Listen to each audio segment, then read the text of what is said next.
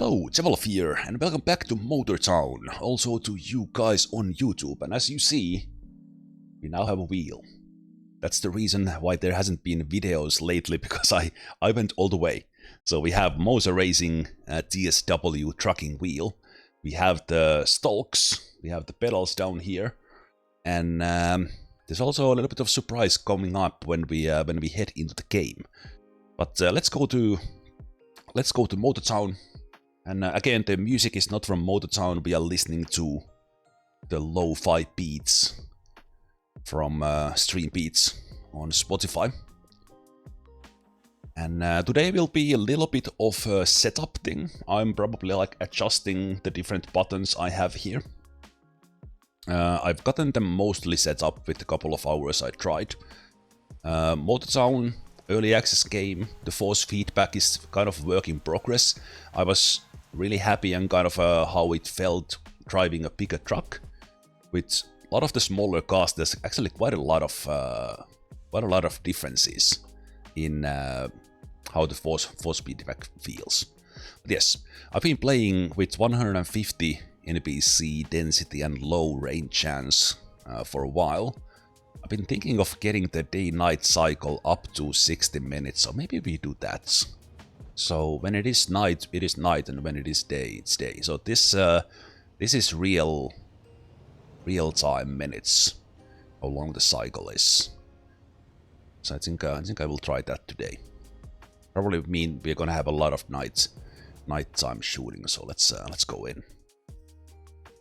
Okay, good. But yeah, a lot of stuff happening around me today because I have this cam. You will get to see my hand to do things, and then of course I have the pedals down there. I do have a clutch, but I'm not using it. I also bought a shifter, but that was well, first of all, my clamp was like I would have had the clamp like all the way in here on the table, and it's pretty. The Moza shifter, like you can have it on a table, but I think it's very much meant for like a rig. I'm gonna use it, but during the stream it will probably like shake my whole desk and the microphone and everything. So I have my Ranchy here. I've been mostly driving with this because this for some reason had super strong force feedback on some parts of the game, and also with all this microphone, and I don't have my normal desk thing. I will try to not to spill coffees and things like that today. But yes, fantastically good morning to everyone. Gonna have a fun day today. I hope you... Well, I did this for myself, obviously. But I also wanted to share this. But setting up the wheel cam, setting up all this actually took quite a long time. So I hope you appreciate it, because I didn't need to do that. One thing we will do here. Let me just put this on and final test that nothing explodes. Just a second.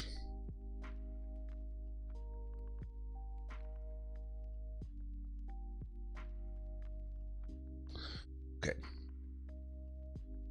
It's a final piece of the puzzle. I will actually, let me show this to you.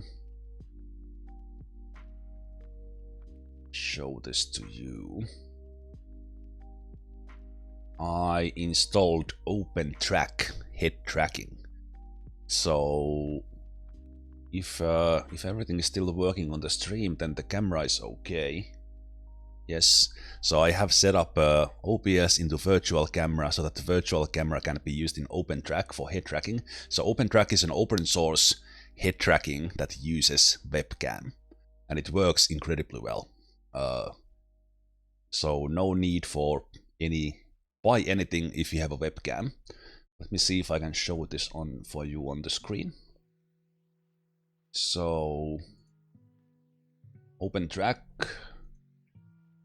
is right there, and we have the octopus there. And let me reset it for my vision so you see how it works. So when I turn, the octopus turns, and that sends head tracking data for motor sound, which supports head tracking. So if I go into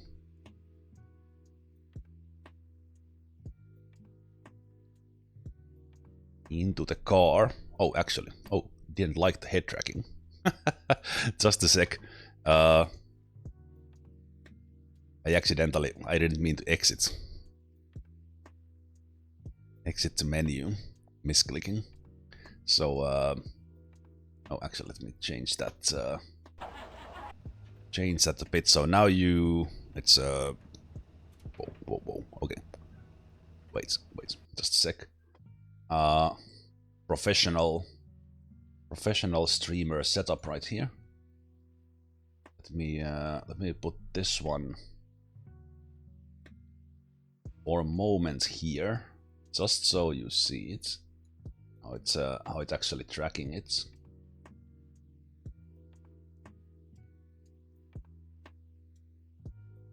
And then in the game, I have a reset, so I will put my head in kind of my neutral position. I will reset it there, and now when I'm driving, I can turn my head, and we will be looking around.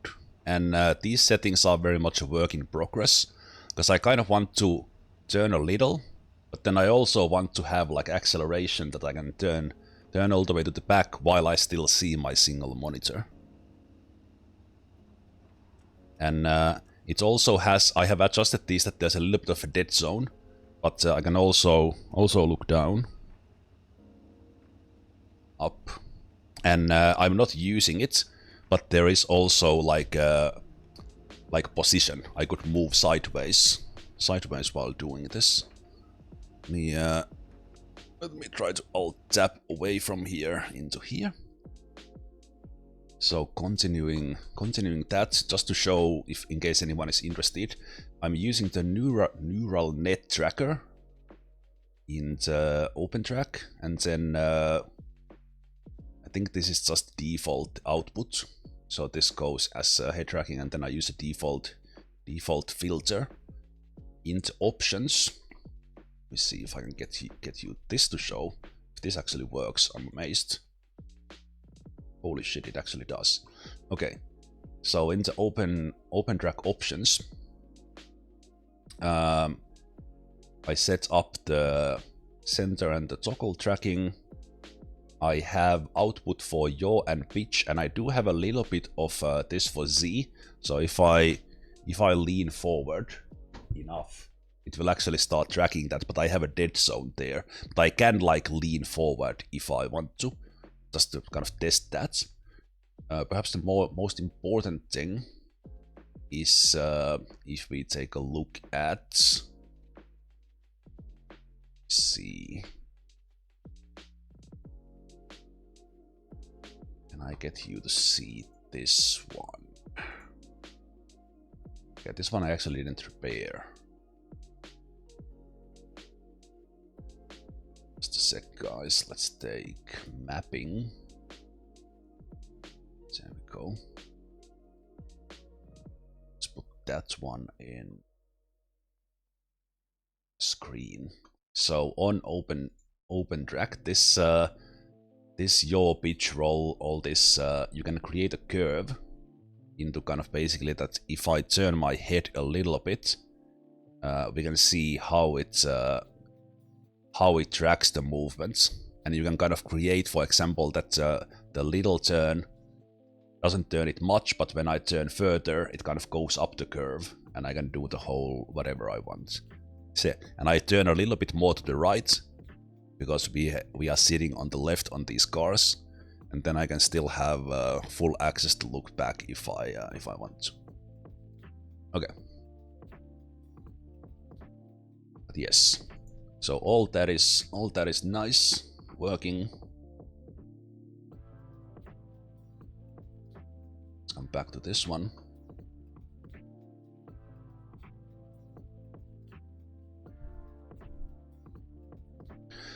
But yeah, this because that's the one thing I was immediately missing. You guys know if you drive cars, that when you are turning into a corner, you look into that corner. Kind of, and then when I was driving with the controller, kind of the right thumb was doing most of that, but with the wheel, the default 45-degree like turn was a little bit awkward. So let's see how this head tracking works. Not only how it works in the game, but then also kind of to keep the thing. I will have to practice of kind of deliberate head movements. In a way, and we'll kind of adjust the settings as well. I think this actually turns a little bit too far. If it goes over the... Okay, wait, I actually have to adjust that a little. Just a sec. So I want kind of, if I turn like this, I want to look 90 degrees. Okay, this is very hard as the as the mapping window is on the left. Okay, so I want to turn like there.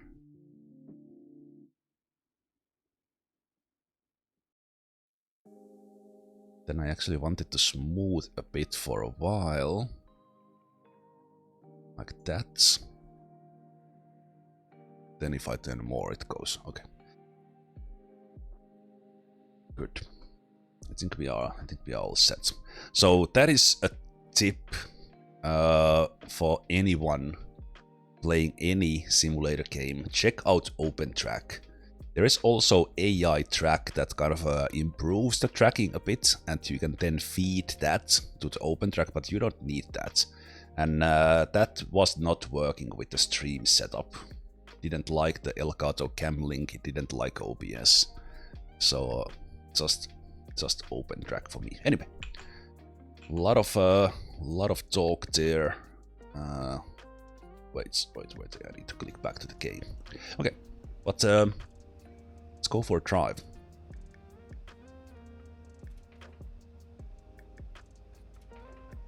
Go for a drive here, and also I'm testing like the strength of the force feedback here a little bit.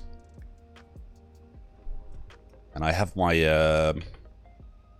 gears on auto shift, but I am now changing into reverse gear manually, so that I can reverse with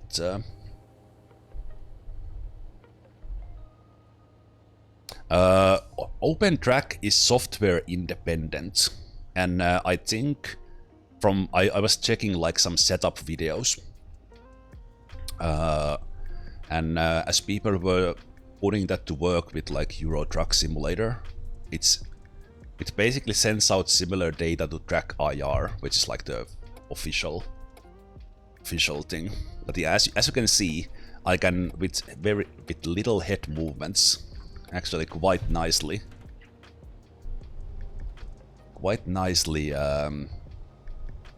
look around and quite naturally in the corners. Okay, but I have been driving this thing around and it looks like it's broken a little bit, so let's take it to maintenance. Okay, the force feedback is still a little bit strong for this car. I think I will take it down to maybe 30%. I'm testing here the sand. Yeah, it's still I have it on. Actually, have it on 50%. I will take that down to 40 maybe.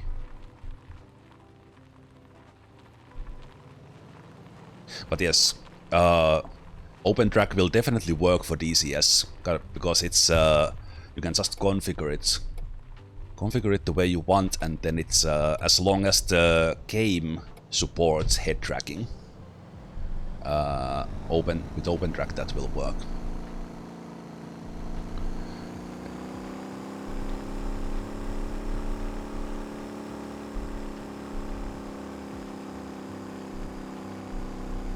One thing about this head tracking is that I need to kind of maybe reset it again now that I was moving around and everything.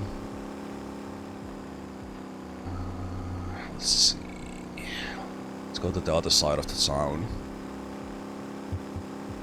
town and get the car fixed, and then I think I will do some delivery with the Ranchy. This is a fun car to drive, and I'm kind of testing the forced feedback.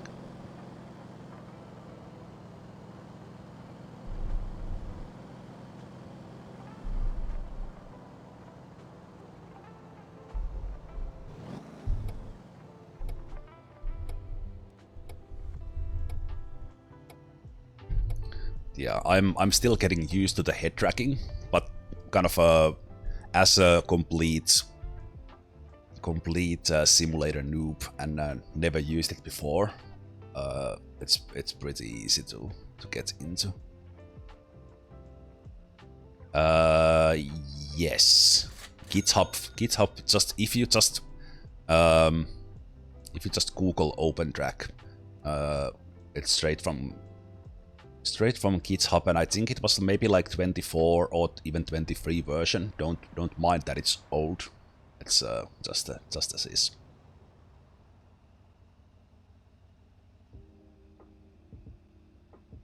Did the thought of robbing the police car at the junction head entered your mind? I was focusing on the turning, so no. Okay. But I love this, that I can kind of look on the right side mirror relatively easy, and I can also look back that it's kind of a safe-ish. It's a little bit awkward because kind of with one screen, but it's actually working like really nicely. I really like it. That's because it's so much more natural to drive like this, that you can actually look around.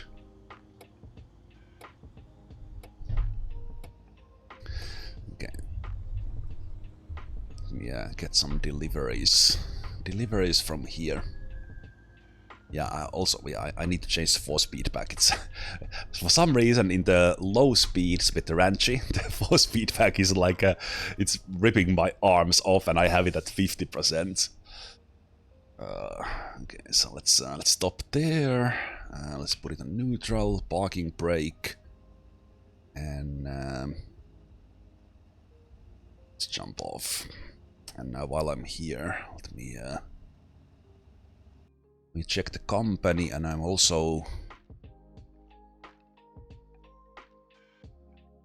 adjusting this in the Moza bit house, which is the configuration for this one. So in game I have the force feedback on 100%, and I have currently I have it I created like a small car setting, so I have 900 degrees on this. On the trucks, I set it for 1800. But yeah, so instead of adjusting the strength here, I adjust it on the wheel side. So I now have it in 40%. Maybe I'll even set it to 30 and kind of then go from there. Because I said for some reason for the Ranchy, it's super strong. On the trucks, 100% was completely fine. I think it's because kind of smaller tires and how the force feedback is implemented here. Okay, so let's see what we could deliver. Could do like a longer one. We could deliver to Gwangjin. That could be a fun drive.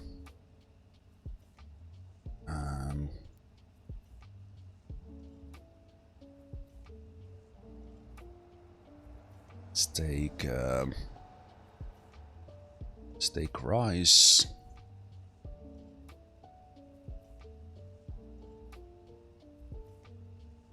Rice, and let's take corn.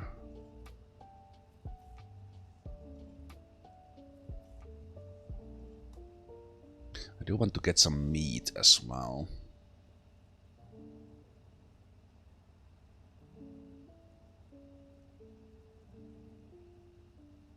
So I'll need to leave room for that. I'll get some cheese and meat. Let's get the pumpkin. Let's do that. It's gonna be a long drive.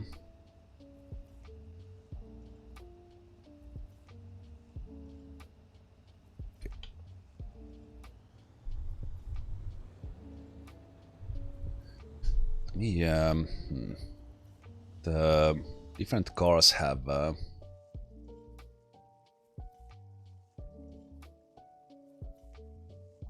different sounds, so I think just have a little bit of things, maybe be up that a little bit. See how it is in the off-roads, because this can easily get like super loud. Right now I'm not kind of hearing the game at all, almost. Okay.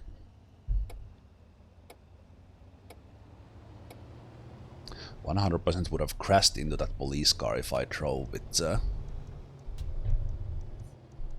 Yeah, this Moza's these add-on Stalks, they have like they automatically click off, just like in a real car. That is so cool.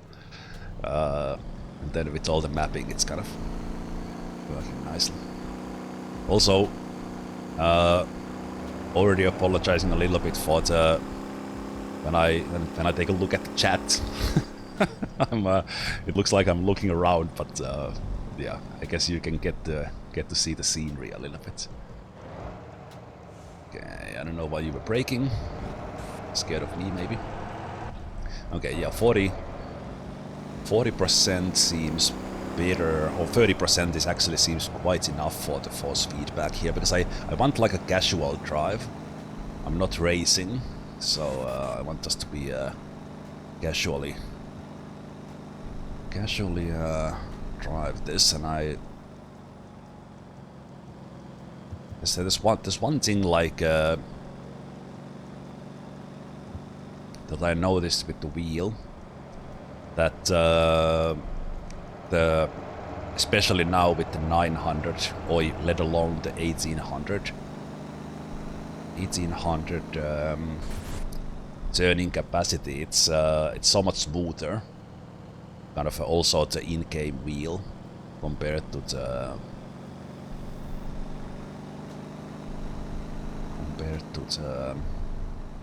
controller and the thumb. Whoa.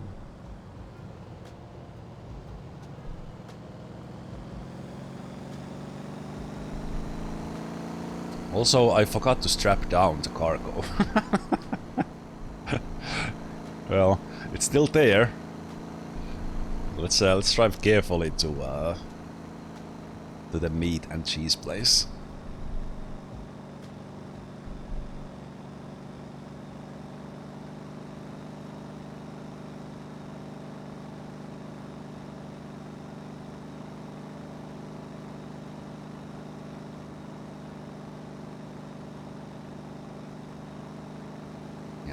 There were options to kind of, I think with the head tracking with opentrack, the biggest thing is that then kind of you need to, of course, set it for your own setup, if you have an ultra wide or something, and if you were playing with free monitor setup, you could still benefit from. Oh wait! I'm not going to the right place. Crap.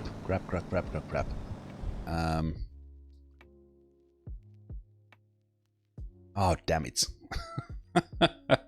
I meant to drive here. Yeah, it's of course it sets the. Well, we have a longer drive then. Let me just do a quick U-turn here.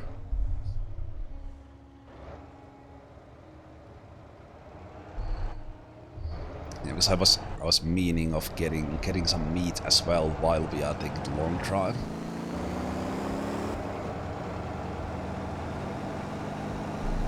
Yeah, the engine sounds are louder when I actually push the pedal a little bit.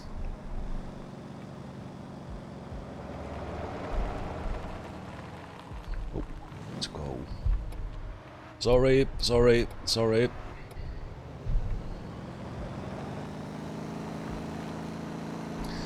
Yeah, eye tracking is different. I have, because opentrack, basically opentrack is the software that takes the input and sends it to the game as head tracking data.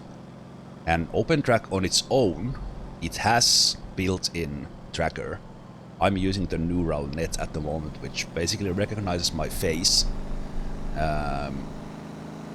and just uses that. You can increase the accuracy if you actually have like a hat on, like a cap, because those can easily be tracked, so you can kind of have points in there that it tracks. You can also have, whoa, sorry policeman, you can have eye tracking software and the eye tracking as input to opentrack. But opentrack is always the one that is actually sending the head tracking data to the game. And then of course there are other applications for eye tracking specifically. But typically most of the eye tracking softwares, they also track the head. So they can be input to opentrack. And I would imagine that if you get like a polished paid app, it probably works a little bit better. But from everything I've seen, just getting opentrack, like completely sufficient.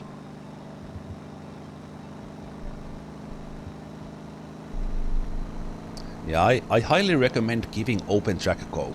It's very easy to set up, but then of course the settings take a little while for to adjust. Maybe I will do.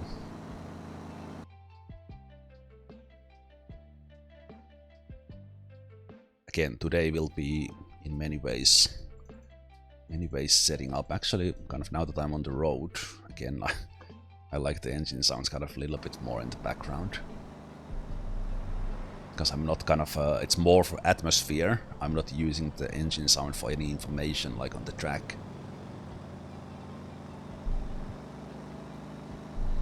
Yeah, the wheel. Again, this is actually my first wheel that I've owned. I have played with some wheels, but this is the first one I own. So, kind of setting up everything is completely new to me. And of course this is a trucking wheel, so then for small car like this, even that this is a pickup, this wheel is a little bit big, and okay, that's a little bit too far. Okay, maybe the left hand side is kind of, yeah, I need to be careful, but nah, I think it's okay. Okay, but settings I have there that it turns quite a bit when I turn more. But it is working nicely.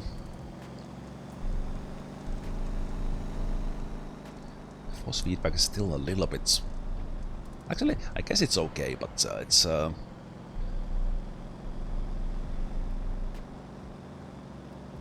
Okay, I need to check the company view because that car is down there with maintenance. Excuse me, sir, I'm going here. It's,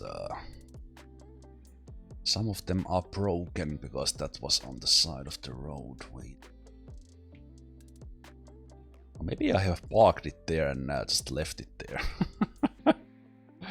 I don't know. Actually, maybe I just left it there because it was none of these.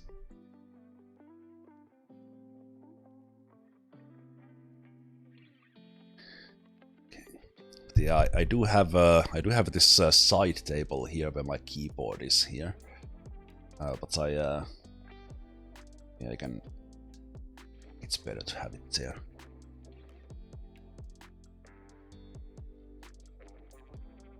I am missing a cup holder from my sim setup. I think that's needed. Let me reset the head tracking.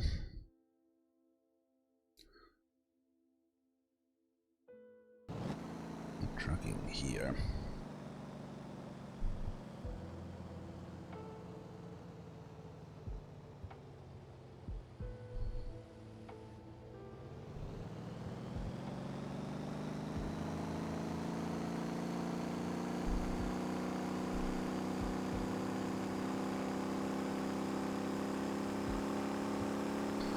The hardest part about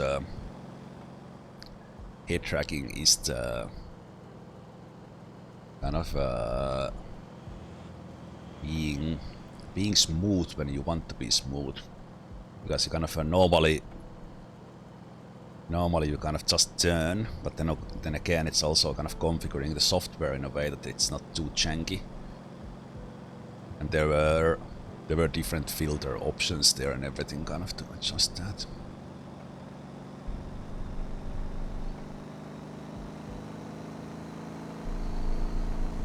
Oh, I need fuel. Did I have a map mapped? I did. It's kind of a pause button there as well. Okay, so first thing we need to do is get that one, because the buttons obviously don't have the symbols I have them mapped on, most of them. There's a horn. That's a one thing about the Moza Trucking Wheel, and I think almost every review mentions it, but I think it's probably a cost thing that you don't have a horn in the middle. It would be so cool if it had, like, you can pretend it's it, but actually press the button on the left-hand side.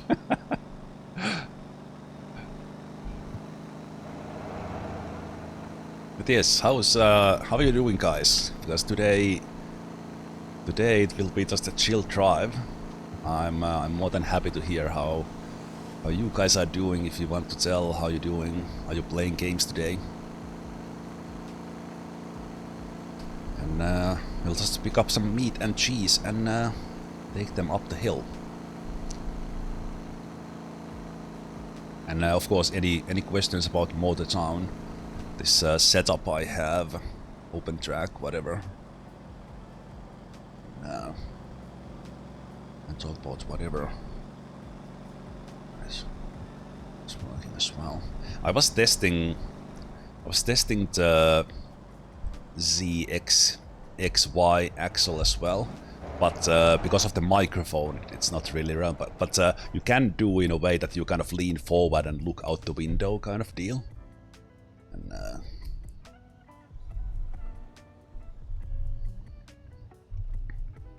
I love how the force feedback.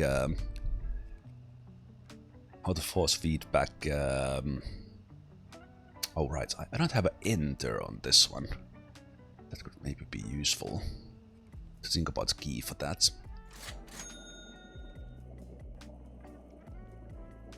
Does opentrack use the same camera that you got in OBS? How camera sources, if you can call them that, work in Windows is that you can only have them in one application. So in my case, because I'm streaming, I have OBS running a virtual cam. So it is using the same cam, but opentrack is using the feed from OBS. It's actually a kind of very nice application of OBS, even if you're not streaming. If you have any sort of web calls or something, you can actually do kind of nice things with OBS and just have oh, hey, our Lobo. You can have the virtual cam for the whole output, but yeah, that's how I do it. Because you can have the same camera, but you can't have the same source in Windows in two places. That doesn't work. Okay, wait. So let's pick up cheese next. Yeah, basically if you set up a virtual cam on OBS, it shows up as a camera in all the other applications when OBS is running.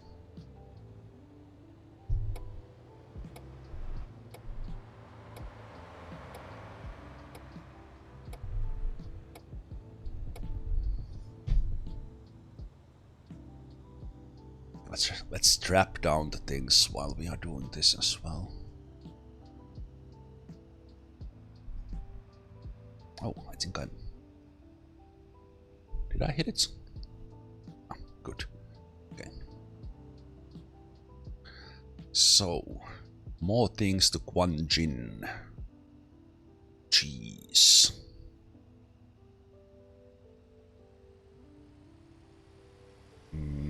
Okay, I think the rest I have to load manually. Just check here.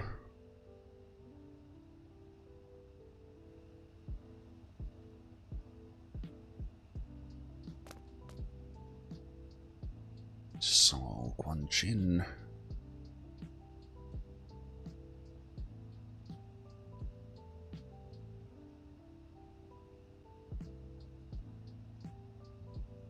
Wait, why don't you allow me to?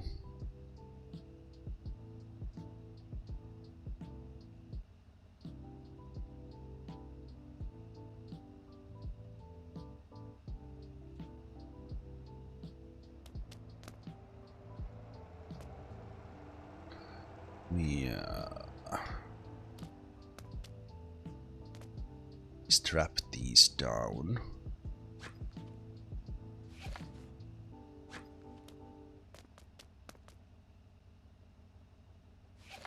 Oh, right, this is the cheese pallets are bigger, I can't fit more than that. Okay, it's alright.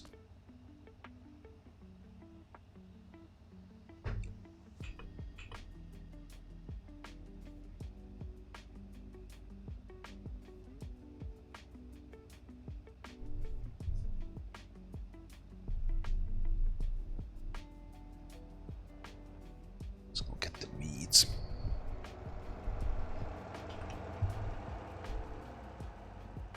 Meat, and that we need to load up manually on top. Man, I love this head tracking. I yesterday only tested that how it was working, but I have not really driven it. Oh, it's so good. It's it adds so much that you can actually look around. Oh, this is, oh my goodness, this is so good. If you drive any sim, even like get opentrack. Free, simple to set up, and it will change your sim so much. Oh, this is so cool, especially kind of getting used to the kind of how to move the head to look. Oh, this is fantastic. Hey there, Bob.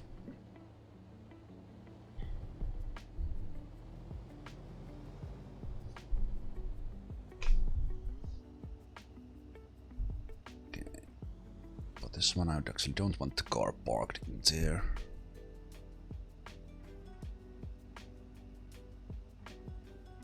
Okay, I need a stand for my controller here on the side. Okay.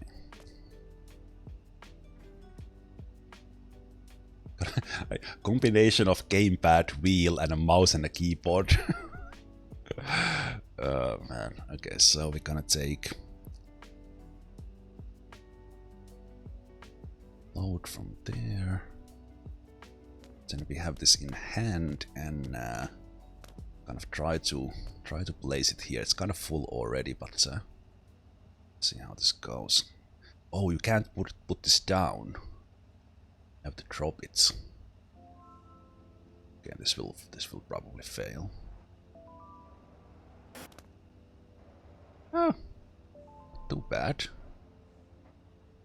Can I push that? Okay, I'm okay with that. Strap that one down. I think that's like we can justify putting all the way top to the pumpkin pallet. So Gwangjin. But this is the most profitable food you can put. It's a long drive, but meat to Gwangjin supermarkets.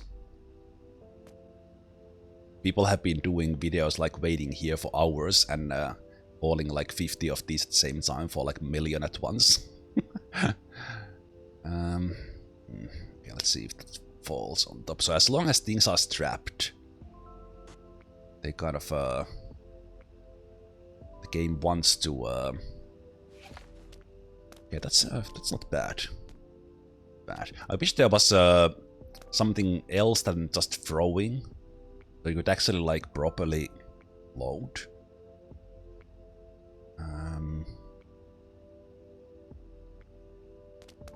Also, I didn't specifically tune this in. Oh shit! I didn't tune this with off-road in mind. Well, we'll see if we can even get there. The car is 4-wheel drive, so let's see. Can I drop one more in there?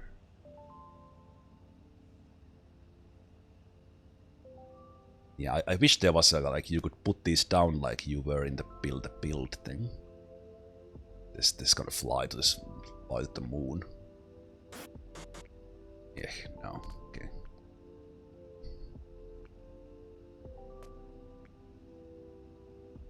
Okay, I can drop it on top of these still.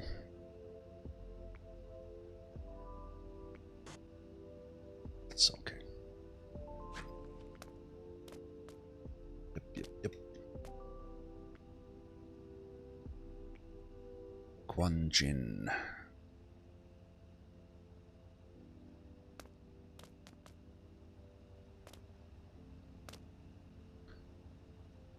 Top of this.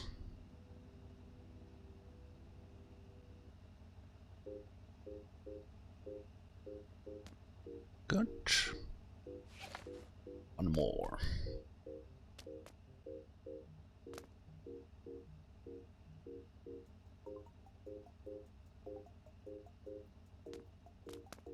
Or if it would so nicely.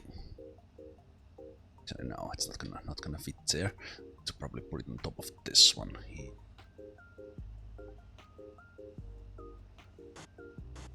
Oh no! Oh! Quickly strap it down. Yes, we are good to go. It's not bad. It's pretty good. Like it's okay. Let's drive. Let's take reset the head tracking and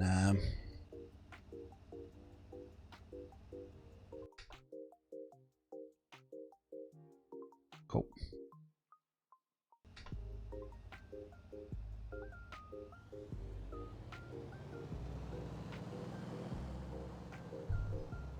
Alright, wait. We need lights.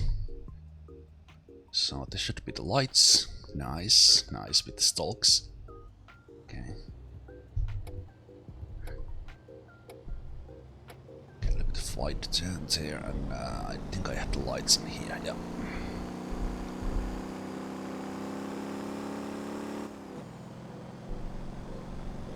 We'll go with comfort mode. Oh, okay. Oh no!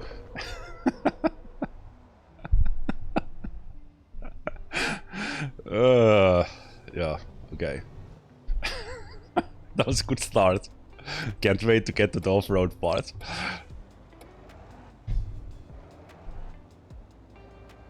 Pressing buttons on at the same time you're supposed to turn it.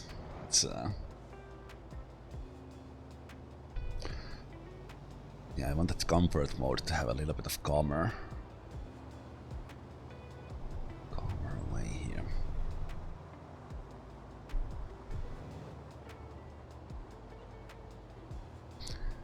Is that thing in the front my bus? No.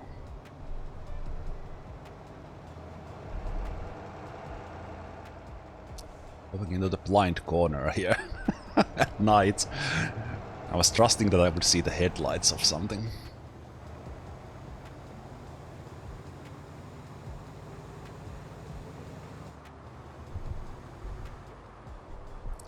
Okay. Need to calm down. This car has some power when I accidentally press the gas. That's one of the things because these pedals they just have spring, so there's no Because there are those like expensive sim things when where you actually get feedback from the pedals as well. So it is not as easy to control. I think I will go with cruise control when I get to the bigger road. Okay, sir. Ah, the NPC's braking for no reason. Great start. Great start on that one as well.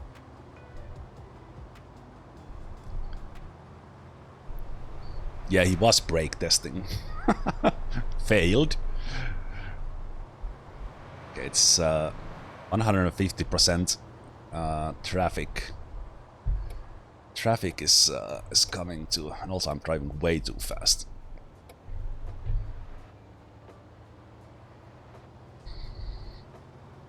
Braking for no reason, just like in real life. Now that you said it and mentioned brake testing, true. Oh, okay. I'm also driving like a moron, so there's that.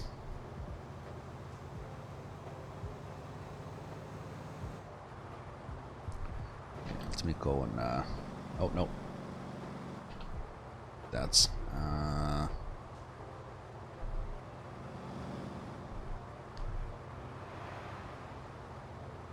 it's quite a long drive. Let's go and no, not that one. Cruise control.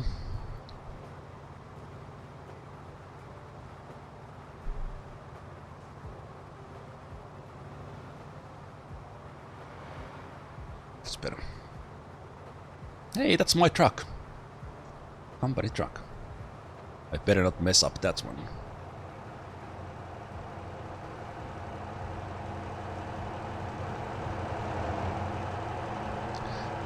There's one thing, and this might be now that I took the, I don't know, the force feedback setting. You know, when you are driving a car, at least my car, and I guess it's maybe it's the power steering that in a way, unless there's something on the road and under the tires, the car kind of wants to go straight. This doesn't have that. So it's kind of I don't really know how to describe it. There's probably like a setting for that in the force feedback, and I think it's good for racing that you have, which these are mostly made of. But for casuals you probably want to have like more like that sort of setting.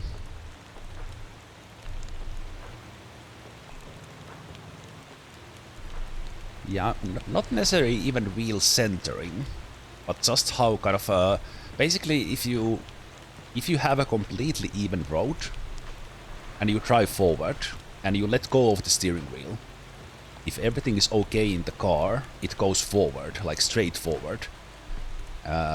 So this one definitely doesn't do that. Well, actually, maybe it does. Maybe it's all me, and I should not be. I'm like. I need a little bit of a dead zone in the center for my style. I don't know. Yeah, self-straightening. Yeah, that's the right thing.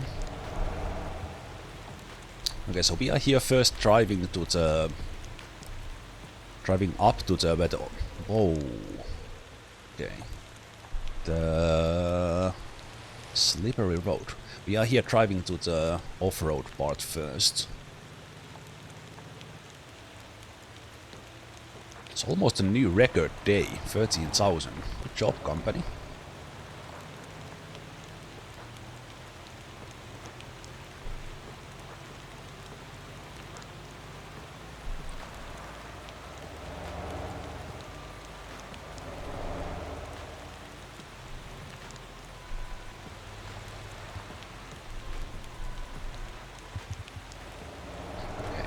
Now that I took the force feedback strength down, I don't feel those bumps on the road. On the stronger one I felt it. Is this typical Finnish driving? No, it would be snow, even in the summer.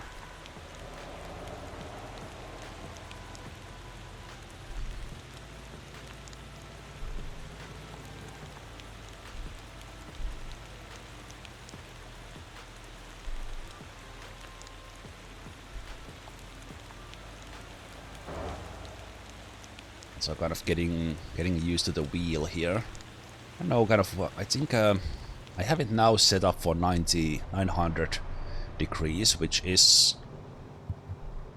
realistic. But then again, I have it completely linear, and again, same thing with like power steering. Power steering on the cars, that it's it adjusts to the speed, and in road like this you need to turn. I wouldn't turn this much on a corner like this in real life, so that's kind of again very good for racing, but for casual driving I think I need to I'm not gonna do it kind of live, but I will kind of figure out some nice settings for the force feedback so that it feels like a civilian car. Okay, this comfort mode is kind of nice, but it also pretty terrible. Like it lacks the power on these. Although that's 3.5 kilometers there is where we are going is on top of that mountain. 11 kilometers on the road is, yeah, this. On the other hand, it's kind of realistic. If I go too fast, then then it's harder to control. So I guess that's working nicely.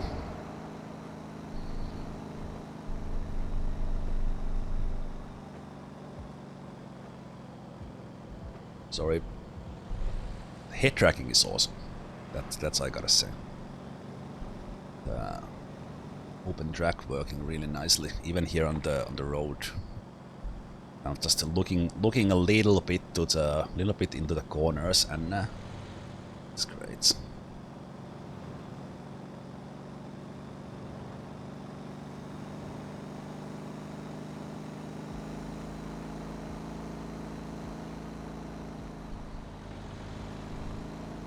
I do wish the waypoint system would, well, at some point implement like an actual navigation. It's that's in 200 meters, turn right. Okay, now we get to the off-road parts. Oh, part of the off-road. It's not the off-road yet. Dirt road, off-road is coming.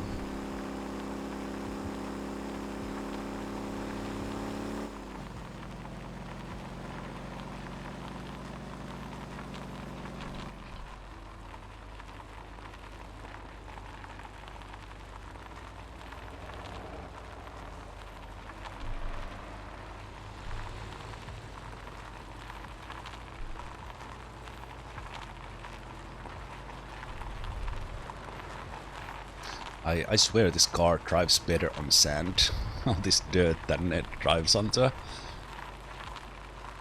Like with many cars, I find this. Ooh, nice bump. Okay, this is where we picked up we dropped the. What did we drop? The lumber, the logs. So first, okay. Yep. Much more force feedback here. Need to be to focus up here. Okay. Let's take drift mode. Oh, this is.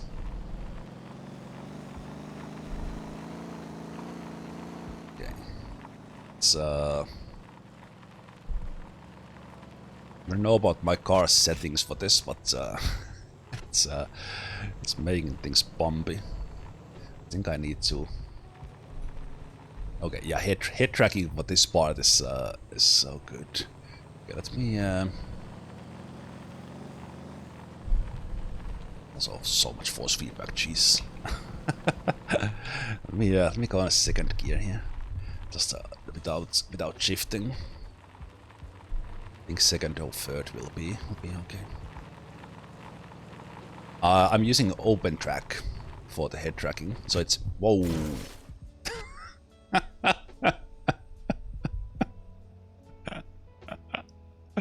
That's not the way. That's not the way.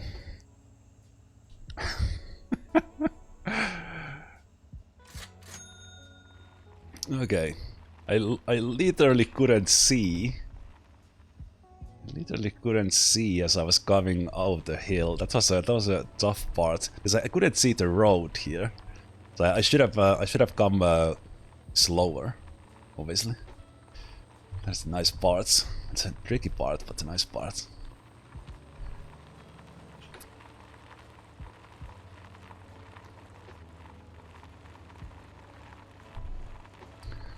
Okay. Ooh. Okay. This is both hard and also so awesome. Like the it's a good thing I have the force feedback on just 30%, so this is not ripping my arms off. And this is only like the Moza R5, so it has 5.5 Newton meters or Newton whatever it is power. Because there are those that have like 12 or 20, and I'm using 30% of that, and this is feeling, this is shaking my desk around. I love it. Oh, so good. Whoa, okay, yeah. I think, yeah, my car suspension is not really made for this. I didn't really tune this for off-road. Oh, okay. Careful.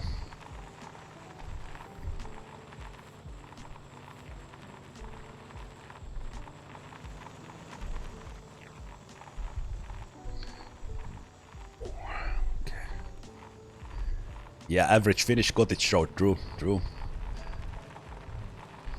Maybe without the hills, like the little bit, not this much elevation changes, but the road itself. Okay, what is happening? Okay, this is mud. Straight. Ooh, okay, got a little bit stuck there. We have a four-wheel drive on the Ranchy. Hey, the healthy friends. Okay. Ooh, okay. My ass is. My ass is a little bit. I need to adjust myself. Nope.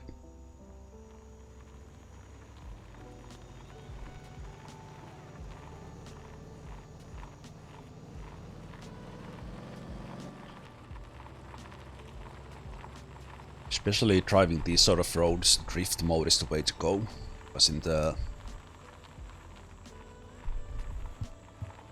Ooh, I thought I hit that tree, but actually drove exactly to right. So drift mode on off-road like this is a key.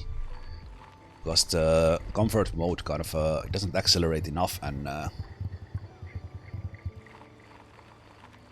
oh, do I hear frogs? I hear frogs. It doesn't accelerate enough, and then in the sport mode kind of changes a little bit too soon if you are going with auto shifts. I guess it doesn't matter really for the auto shift that I have.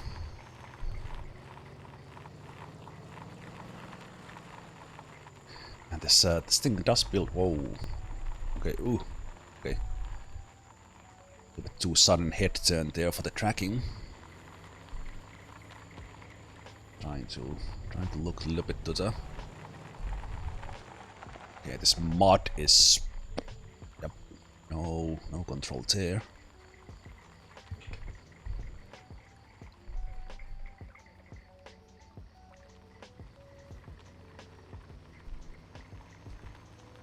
So one thing, and the head tracking does have it, and if you don't have a mic, just also experimenting with those XYZ things, so you can kind of look a little bit higher through the window.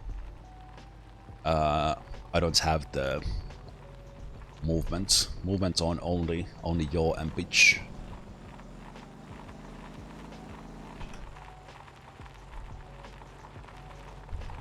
Oh, this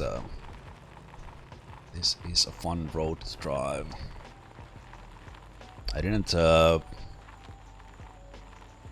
If I'm gonna driving with this again in the Ranchy, I should have like a little bit of the side lights.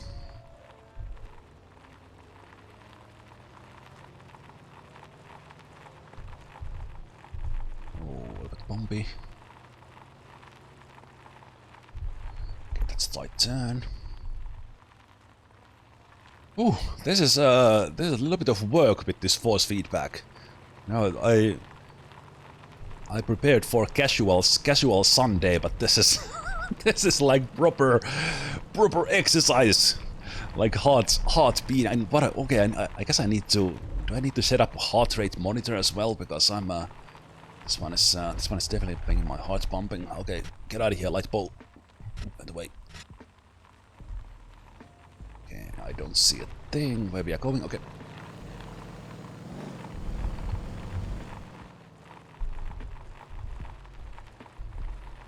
Yeah, I think especially for Ranchy, 30% force feedback is just perfect.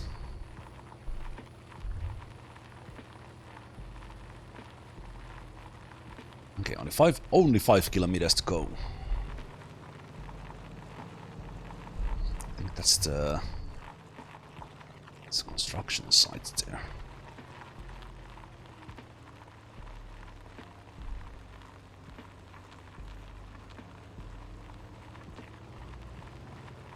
Okay, it's coming daylights.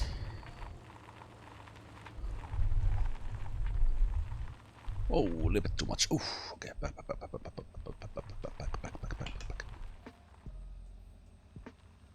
Tried to turn a little bit too fast. Okay, hairpin coming. Let's take it easy. Take a look, a little bit, maybe even up. Okay.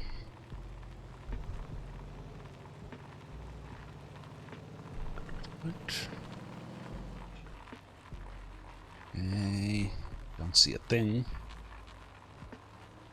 I'm looking at the navigation a little bit. Where, like, are we heading into a turn or a cliff? Okay, going down the hill here. Ooh, brake. Whoa.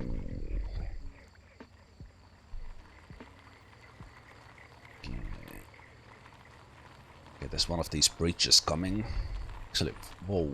Hopefully, I don't remember at all what I did for the suspension height on this thing.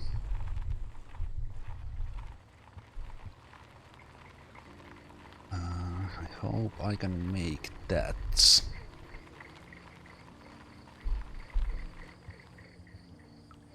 Okay, seems okay. Scary, a little bit scary. Okay, you're fine. I slowed down a little bit too much.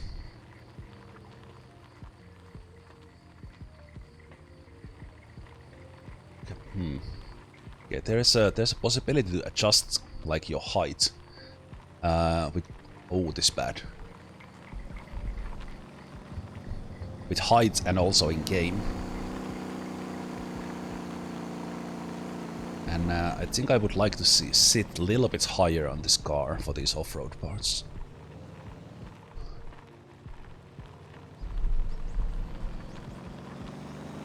Nice. I think that was the hardest part, probably that mud hill. It says I and drives off the hill or something. Off the cliff.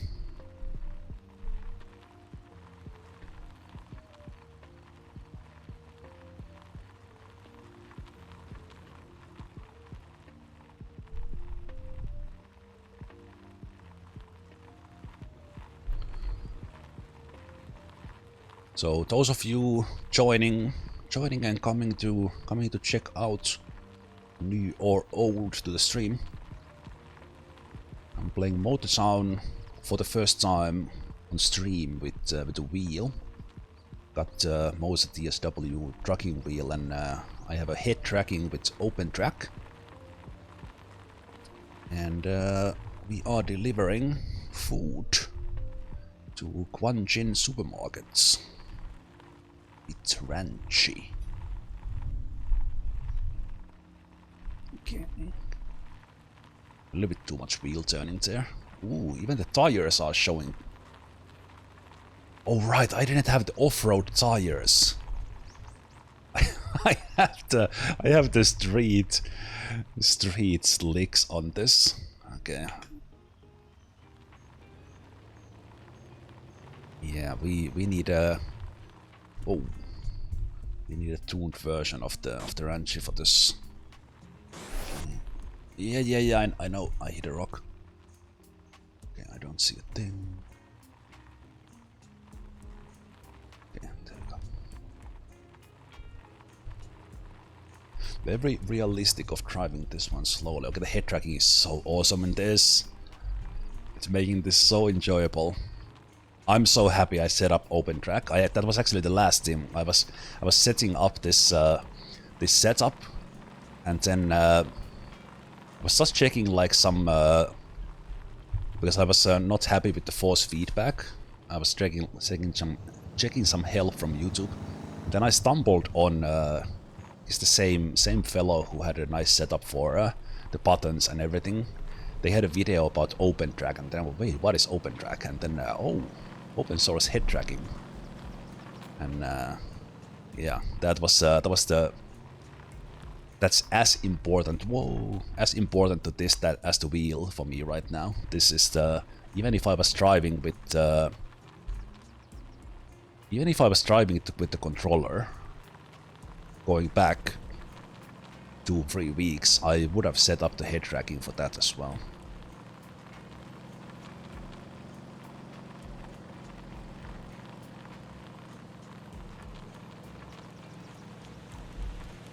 Oh no. Rain is not good. Rain is not good. Hopefully there are no too muddy bits here. Okay, this goes down a little bit and does a U-turn. Yeah, there's mud! Oh no, oh no, oh no, oh no. Ooh. Okay. Thankfully it turned this much because there was a cliff straight ahead.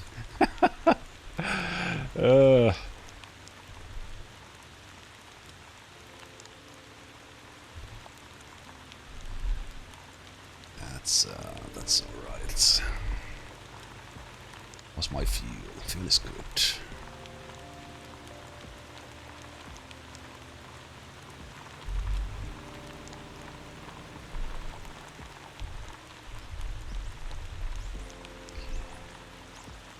Easy on the brakes here. Turn the head a bit. Whoa, whoa, whoa, whoa, whoa, whoa, whoa, whoa. Okay, don't look, but it was close. It was really close.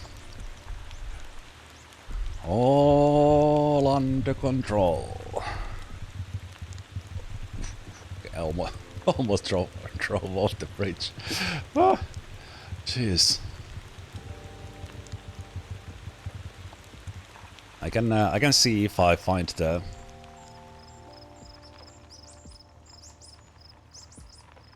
open track video, but I also in the beginning of this VOD kind of just showed it very quickly the settings I have. It's and I can also show it from the open track, maybe before we go to a break or something. Just show basically first step, just get the open track from GitHub the latest version, and I just use the Windows installer, and then it's almost with the default settings. You can get it to work. You only need to change the input into the neural net, and then there are some adjustments, but it works with just that. But then it's kind of fine tuning after that. Okay, only 2 kilometers to go.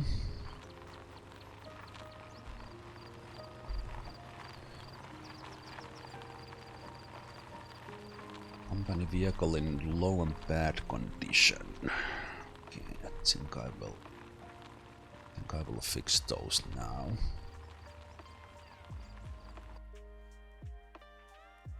Ooh, giving me a breather as well. Oh, change the wheel cam into a belly cam there.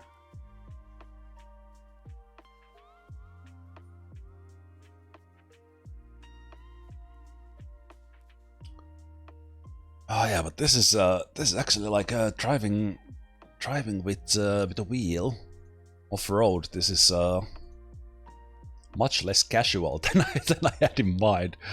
It's a whole lot of fun, but also quite a lot of work.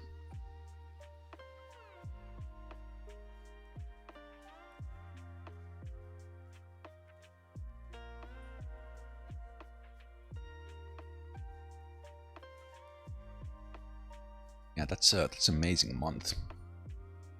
So I have my company set up in a way that I'm supplying a lot of food, a little bit of passengers. I have the locations I really kind of care about. I have them gaining the town bonus even that I'm playing a single player. And then now we are taking some food for Gwangjin, so that if I want, I can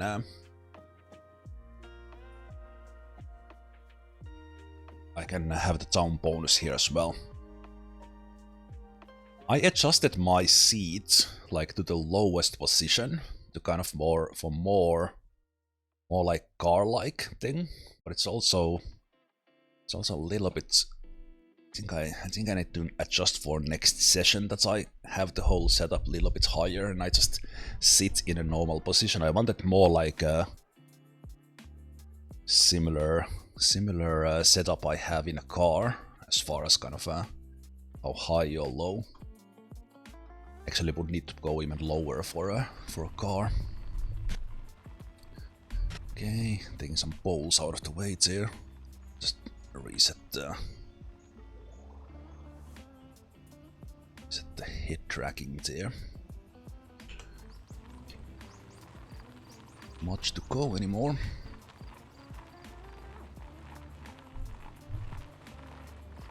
Actually managing to not hit some trees and light balls. Great success.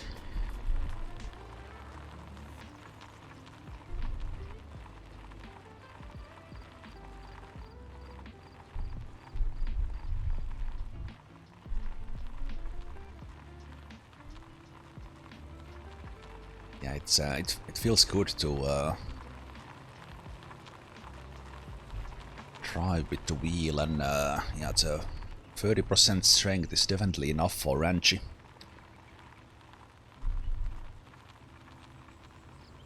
Okay. Hill 1.6 kilometers.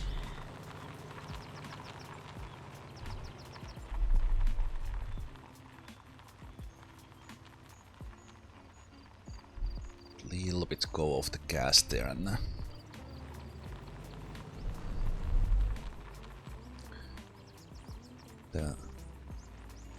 think if I wanted to drive this faster, I would adjust the seating position, which is possible through the control panel of any car.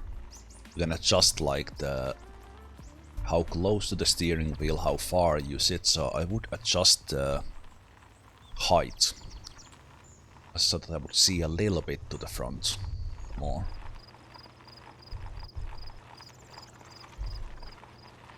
Because there are moments when I'm kind of basically not seeing at all where we are going. Ooh, okay, there was this. There was this. Okay, I'm definitely not aligned to it now. So let's go back a bit. I stuck to this tree here.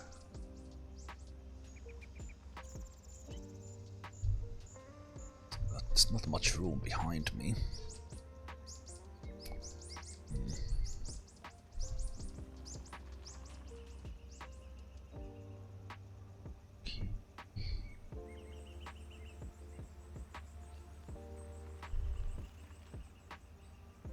Speaking of not seeing where you are going. Ooh, okay, that was scary. Kind of awesome, but scary. Didn't die.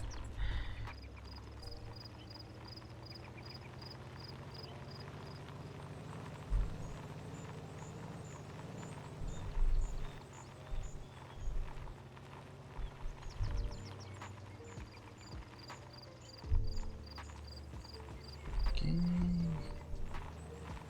Easy on the brake a bit.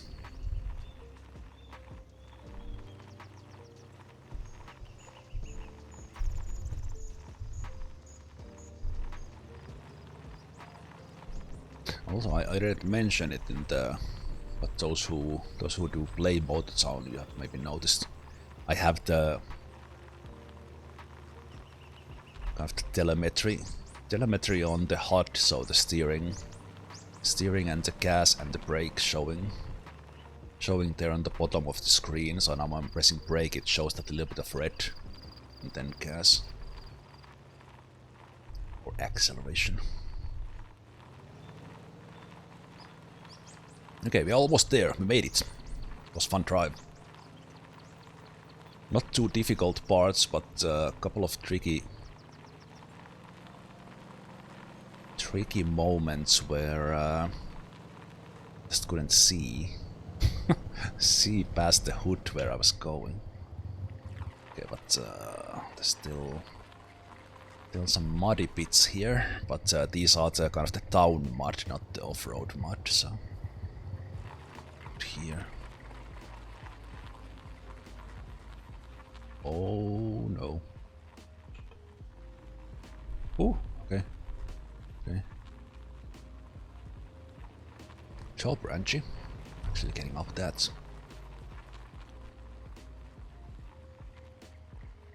A little bit of a blind at this bridge. Yeah, for moments like this, the head tracking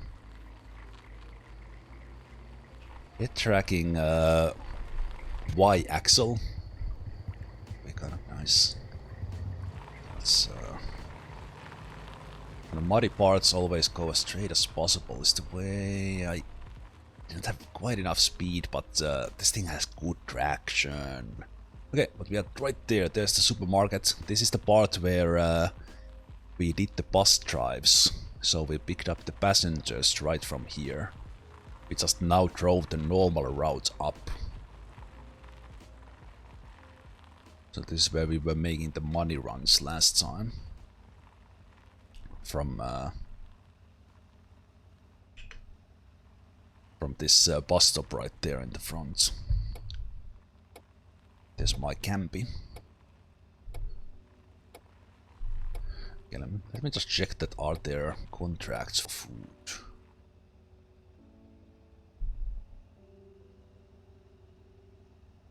Just to maximize the monies for all that work.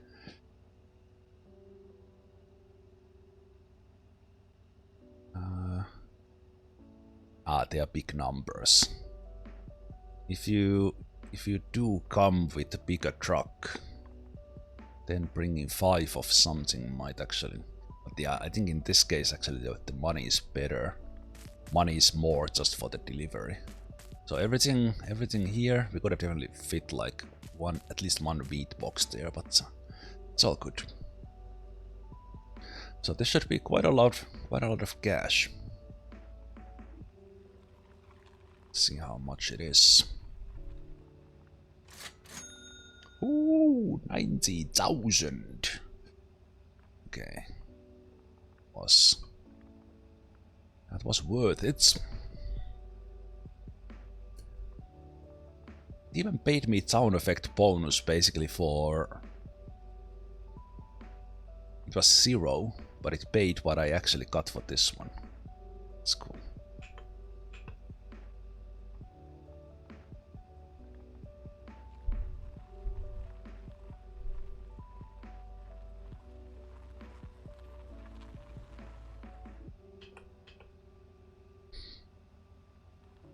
think this gasoline does not work unless we deliver to this.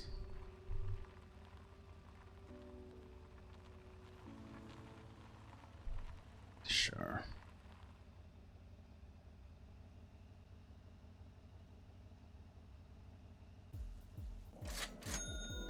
Oh, actually does build up. Does build up if you kind of supply the town. That's nice. Let's park there.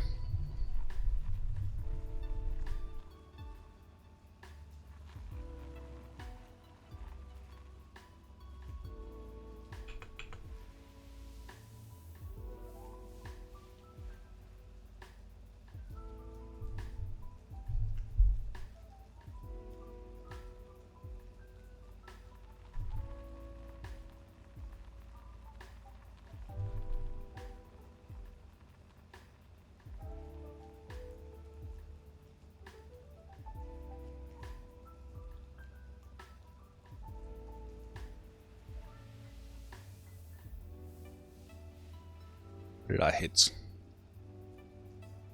Is there something behind me? I think there is.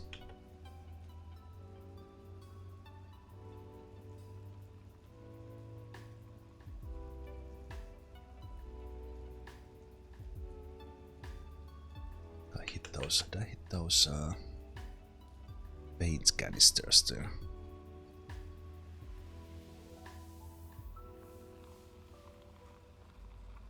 Did. I can't get out of here if I stay here. The best spot to park.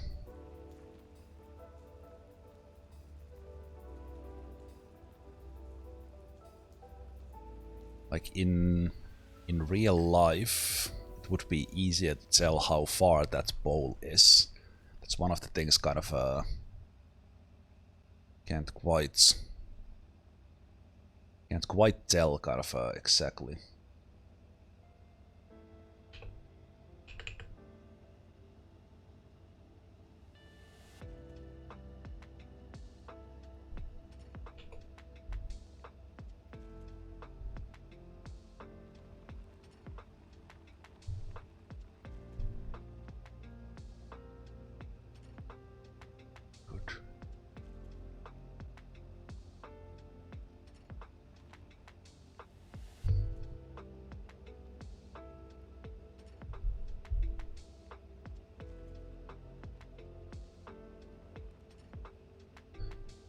Good.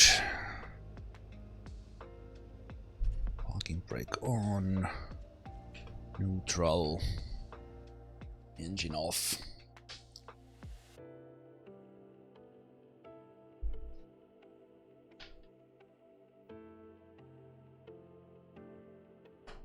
You can bring food to the supermarket, refuel, and then do a bus run. Yep. Right, that's actually my plan. I was thinking of driving down from here.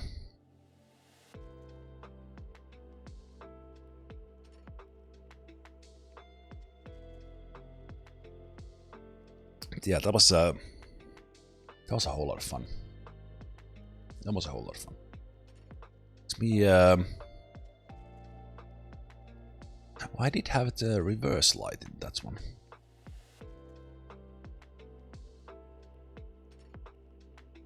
It's me. Before I will take a break here.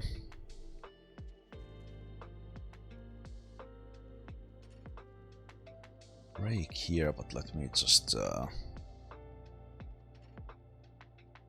show you guys.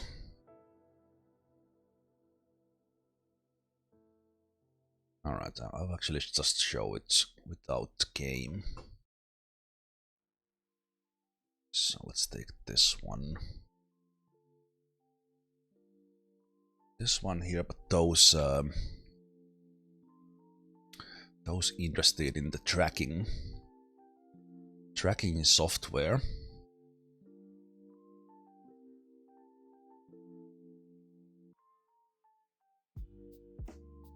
show this to you.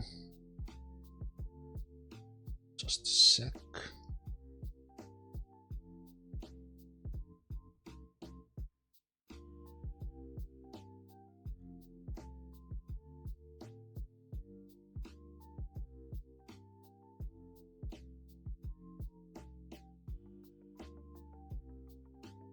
Let me actually show it to you in full.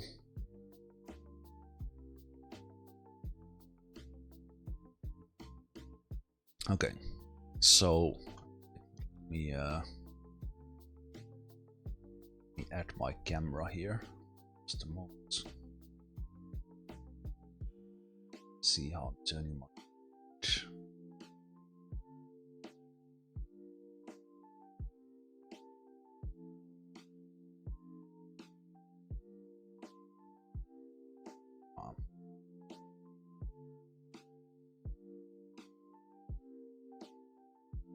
So in this is opentrack, and this is about how it looks like when you install it. And first thing you should do is take the profile and create a new empty config. I have mine here, Zemalf default. You can of course just use the one that is there, but it's good to create like new profiles when you are doing things. So the things you need to change is change the input into the neural net tracker. If you are using some other input, like for example you have Beam, I think this is like the eye tracker that's on Steam. You can use AI tracker as the input, then you would get it from the AI track server in a way. And or whatever else you have. But for just standalone opentrack with a webcam, choose the neural net tracker. Then when you configure it, you choose your camera. In my case, I have it on OBS virtual camera because I'm streaming, I'm recording. I have my webcam, which is actually Elgato Cam Link, that the Canon M200 goes into. Not relevant to this one, but I have to do this with a virtual camera, but you would just choose directly your camera, whatever it is. And then no need to change the diagonal field of vision. I did change the resolution to 640/480. This doesn't have to be the resolution of the webcam. It's probably enough to go with this one, so this is resource thing. But also it is more accurate if you increase this, but experiment with maybe the two lowest ones, whatever this gives to your camera. Then, when the tracking is on, there will be calibration. Don't worry about that just now. Into options, so this is the tracker, so that's now set up. That's the first tracker into options. Then there is output. No need to change this. Free track 2.0 enhanced. I didn't touch anything here.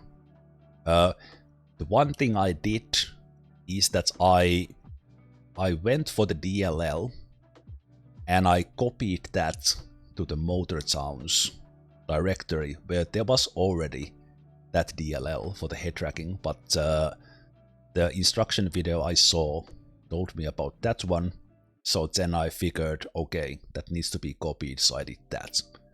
Then in the filter, I'm using the default, which is Axela. Some people have mentioned that the EWMA is good, but basically the point of this is like filtering your movements. Oh, right, sorry. I will show the settings in a moment. Right, I need to show that again. Thank you. So with this Axela, we'll check the options as well. As said, there are other.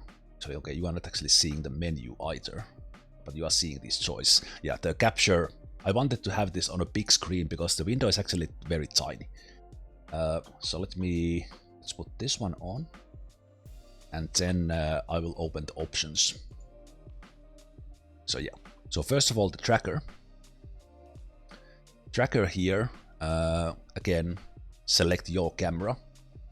Okay, it's not showing you the menus, but choose whatever camera. Choose either the smallest 320 times something or this one. And then there is a calibration when you have the tracking on. Then the filter in here, whatever filter you use, take the smoothing as high as it goes. So this was by default somewhere like in here. This kind of gets the little movements you do off. And then there's of course dead zone, but I didn't touch the dead zones in here, but the smoothing I maximized.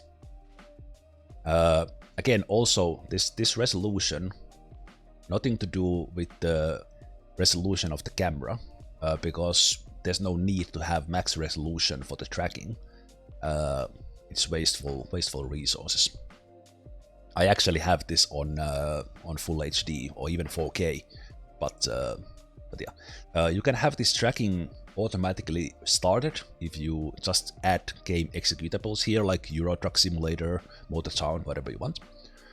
Relative translation I did not touch. Just go with those. Output. Here, I'm not outputting roll. I'm not outputting like if I change like this or sideways X and Y. I have a little bit of setup for C, so I could lean forward, but because of the microphone, I'm not kind of using that now in game. And then in the shortcuts, basically you want a center shortcut, because that kind of the tracking, when you start the tracking, it gets your face, but then you might be moving around a little bit, so you can always reset your center so that it gets the yaw and the pitch again. And you can turn it off if you don't want it on. So basically those shortcuts. So those are the options. Again, here I disabled the roll, disabled the X, but you can experiment with those if you like. So those are the options. Let's get this out of the way.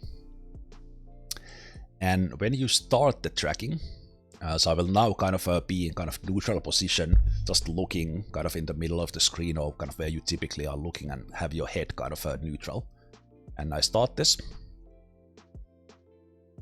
It gets my face, and now it tracks the yaw, and it tracks the pitch, and that octopus there is showing it. And the raw tracker data on the left, it is showing what it's reading from my face, how much I'm yawing or pitching. And then with the mapping, you can change how much of that applies to the game. Because I'm on a single monitor setup, so I'm turning to look to the left side of my monitor, and the game is already getting 50 degrees.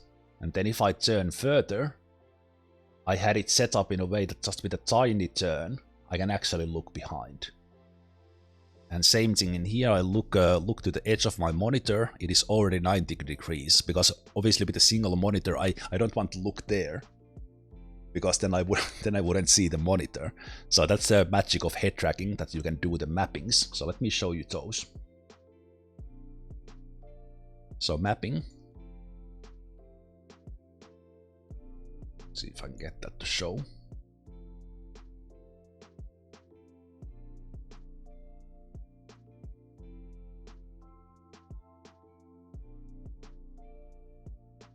There. So this is the mapping. So what I have done here with the yaw, I set this separately. If you don't have this checkbox on, it kind of tracks them similarly. That's what I have in the pitch. So here in the pitch I have a dead zone, so I can move my head a little bit. Let me reset this. So I can move my head just a little bit up and down. You see that red thing there? I can move it a little bit, and it wouldn't do anything in game. But then if I turn more, it kind of accelerates a little bit. So this X axle, this is how much of pitch or yaw or whatever the opentrack is tracking from you, and then on the Y axis is how much it sends to the game. So for example, here in yaw, if I'm looking to the left, I'm looking a little bit, look at the bottom part. I'm turning a little bit, and then once I get to here, I want it to accelerate. So then when I turn just a little bit, just the tiniest bit, it actually goes from like 90 to 180. So I can look behind in the game with just a tiny head turn. And then same thing on the right hand side, but a little bit different because on the Moza Town we are driving on the driver's seat, which is on the left. So when I'm turning right, I want to turn more and then accelerate the rest again faster. So adjust these and experiment with different things. And as said, if you don't have things in the way, like the steering, like the microphone, do have these ones on as well. It's actually pretty cool to be able to move like this, like left and right and front and look like over something. It's actually pretty like magical when you get those running. It's cool. But yeah, that's a quick run through of my settings here. And again, like you can test them here, and whenever you are, you can just reset it. So here, and also kind of just seeing exactly the numbers it is putting out in the game. But then the best way is just to fire up the game and have this kind of adjust the settings as you go. So what I did was I was in Moza Town and was looking at the mapping at the same time, and then I adjusted those to my liking. But let's go to a break. So I will stop the tracking. Stop the tracking for a while, and let's go back to. Okay, now we are seeing many things. So we take that one off. I usually have kind of everything set up so I can control them with the stream deck, but this was kind of impromptu setup. But yes, I hope you enjoyed that first 2 hours off-road driving and showing a little bit how opentrack works.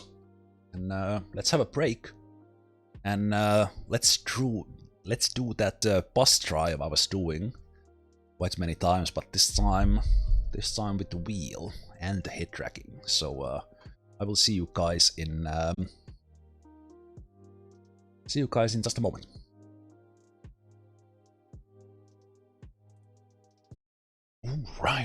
All right. Just one Zemalf here. Again, it feels weird not to have the cup, but I have a lot of things going on. So here we are again with the wheel slash belly cam, feet cam, pedal cam. Let's put the music back on, and let's get back to Moza Town. And just a sec, I will start my head tracking here.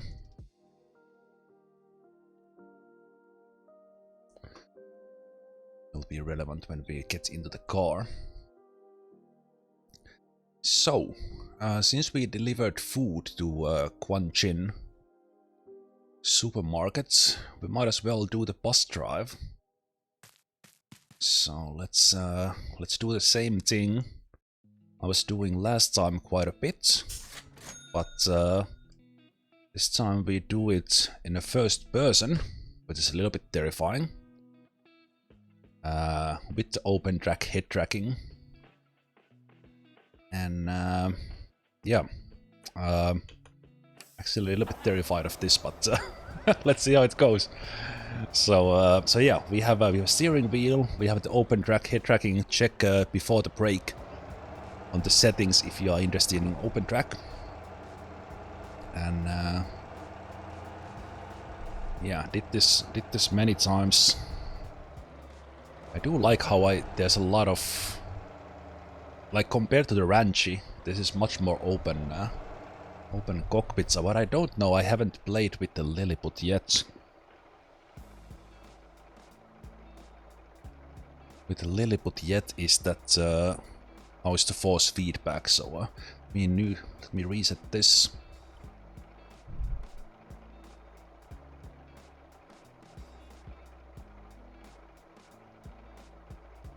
there. Then take this one, we take the Gwangjin-Gapa. And we drive.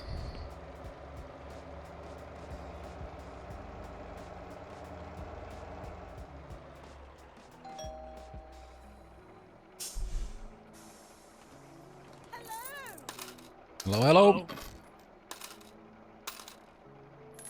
Hello. Those guys appeared after. We would have had a full bus if those guys were there already. So closing the door. I think it's closed, yep. Okay, so we're gonna do drift mode. Again, first time with the wheel. First time with the wheel here. First time driving the Lilliput from the first person view. Compared to the Ranchy, I can already tell the force feedback is much lighter. Let me just a sec. I will go to my Moza bits house. Let's I had it on 30%. So I'm adjusting the force feedback strength. Not from here, but I'm adjusting it on the wheel side. It varies quite a bit car per car. Let's see how that feels. Okay, but we're gonna do the shortcut mud road. So this will be a bumpy ride. We do have 2 comfort points there. It might not look very comfortable, but we have the circle for comfort there at the bottom. And the Lilliput is very good at keeping things comfortable. Let's go in 3rd gear.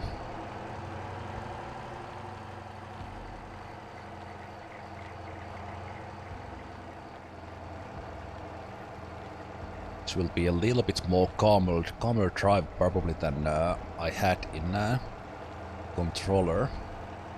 And that video is on YouTube. It's the previous part. Okay, this one needs a little bit of speed. And not turning when on the mud. Nice.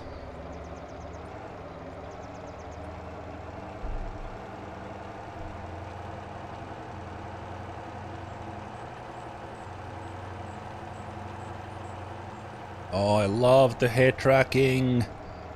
This is easier because of that than it was with the controller, because the kind of using the thumb to look around was always a little bit awkward.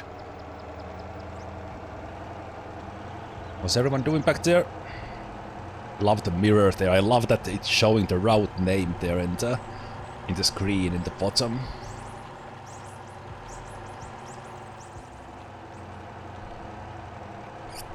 So I can't open track for the head tracking if you missed the first part. I showed my settings and it is really good. Okay, this is bumpy. Bumpy, but the Lilliput is handling that pretty nicely. Yeah, the force feedback still, even on 50%, not super strong. Thinking that should I up this even higher?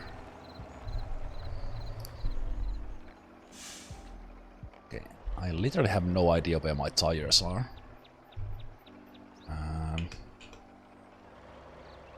Yeah, let's take a wild guess. Maybe they are here.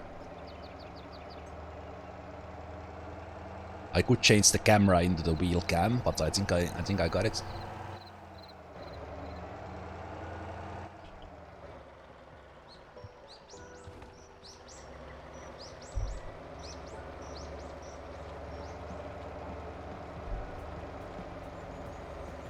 A place like this, actually, it's a little bit of pitch in the view. I really like this Lilliput because it has such a big window there in the front, and we are sitting kind of right in the front of this thing, so this is much easier to drive than the Ranchy was, because I see what's in the front. This is great. Absolutely fantastic. A little bus, actually my favorite off-road car in the game.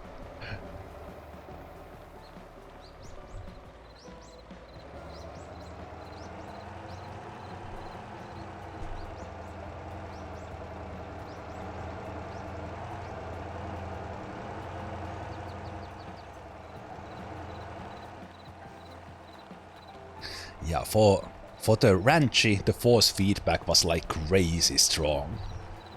This one is actually, yeah, I think it just might just be like some cars that are in the game have their force feedback a little bit too strong, because this is for this dirt road I wouldn't mind more force feedback. I think this is more closer to that casual drive that I was thinking about. So looks like it's kind of car specific. Moza Town doesn't have very detailed force feedback settings yet. Hopefully they will have one day.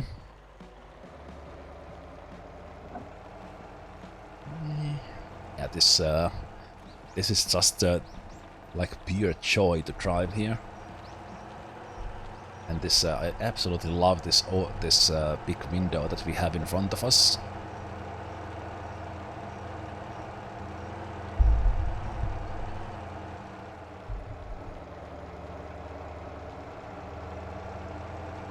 Sun is shining, life is good.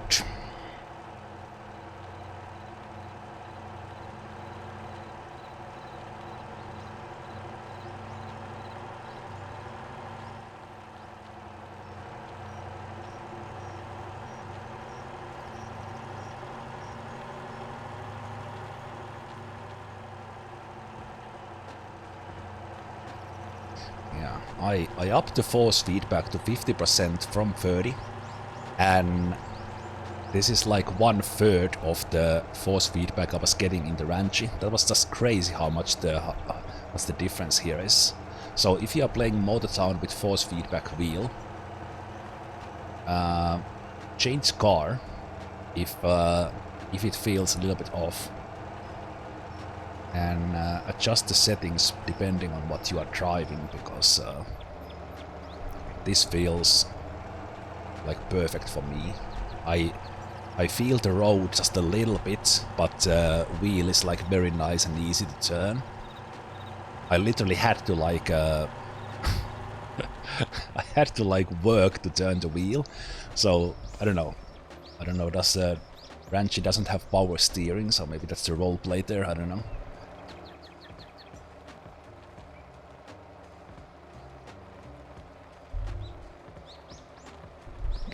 Bridge.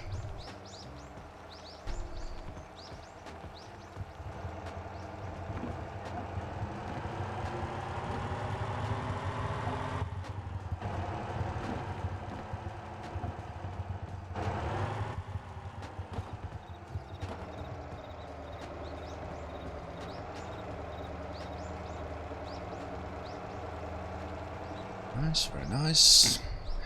Everyone's still comfortable back there? How you doing, guys? I see two bobs there with their backs of their heads.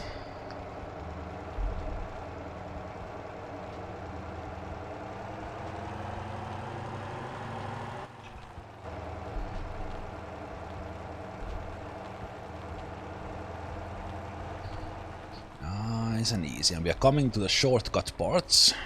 There will be this one mud hill here as we go down, and then we're gonna head into the shortcut, which makes this very quick and a lot of money for the little work. That's why I have 1.4 million, because I did this run like 3 or 4 times. So here on the mud, important to keep steady gas and steady steering. But the shortcut part there will have the rough mud, or however you describe it, and in that one, that is very slippery, so we're gonna pass most of those. Okay, so here we're gonna head to the shortcuts with the Namdang road. And we see the first batch of mud there, which we are just gonna skip by going from here. And this is where the first person view is gonna be wild. Okay. I couldn't do this on the first. Oh, that's a drop. Whoa, shit! Not the lake. Oh, actually got through. Whoa! Hell yeah! Nothing to worry, people. Everything under control. Professional bus driver.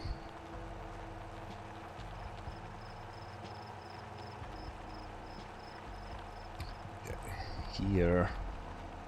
I'm gonna skip this muddy parts. Just go straight down from here. This is even more fun in the first person than it was with the oh shit. Okay, three. Yeah, this is even more fun than it was in the third person, just driving with the controller. Just a little bit hit the tree there, unfortunately. Perfect.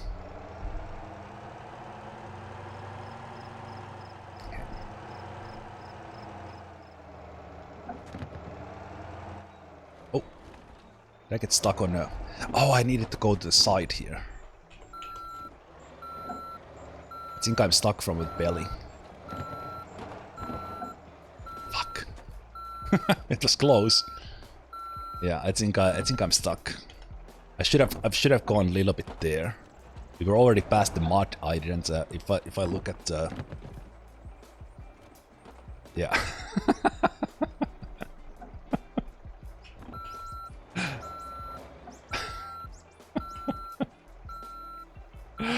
Okay.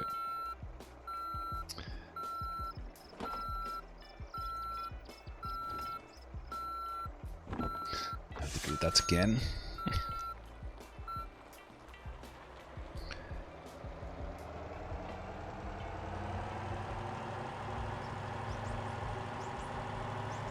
Yeah, we could have actually pushed it there, but I was afraid I wouldn't catch it.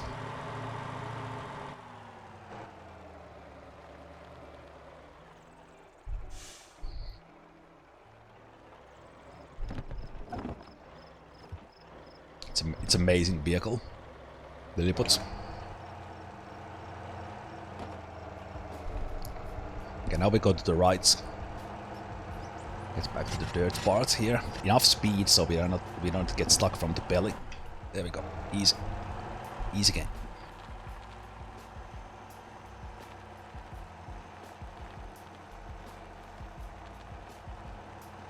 Oh, I love the sunset here. Perfect timing. Okay.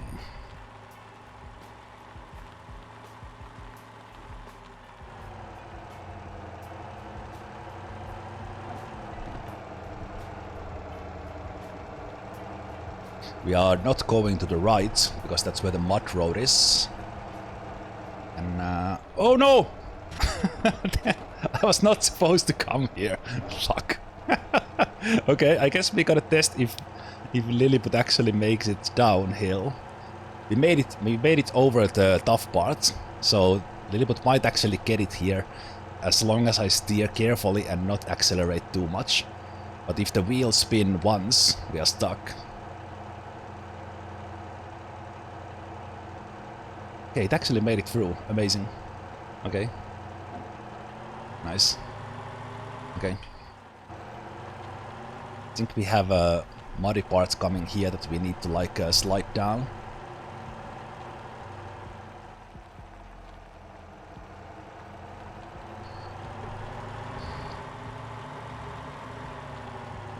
Oh, we're gonna get stuck. Yep. Nope.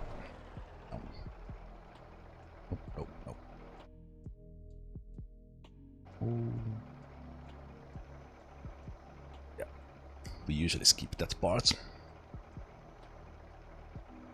Oh no. Actually, this. Can you do it if I do it carefully? Okay, this is a good little test here, I guess. Because in this part, we have literally no traction. I'll give you a little bit of gas. I think you can't make it up this little part here. You're gonna lose traction. Speed. Yeah. That's why we passed this one. Okay, the problem is if I'm not sure if I can get up to the shortcut from here. I think I can.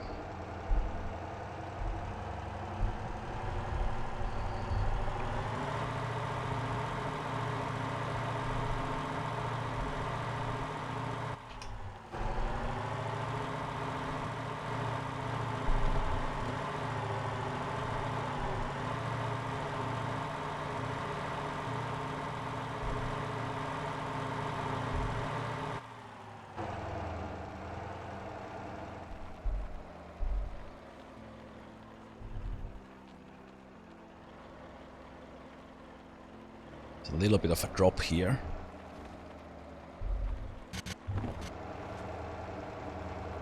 Then we are home free. Nice. Okay. Home free, so to speak. I think that was the last part, so it's just a drive to the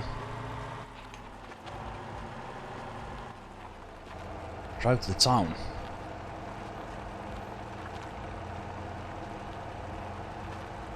But yeah, it's so much harder to see from the first-person view, from the cockpit view. So I kind of went a little bit too much to the right because I had to focus on the driving. I didn't have time to look at the map. So at this bus stop here on the route, this is mostly just to reset the timer. So we stop on this, even if there's no one here. And we get the timer for the town.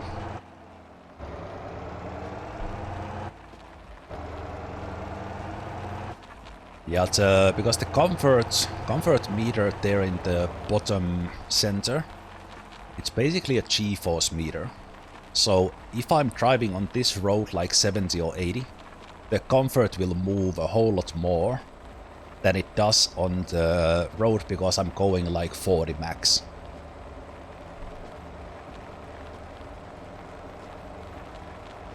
Bus trips are usually boring, Zemalf line trips definitely are not, yep.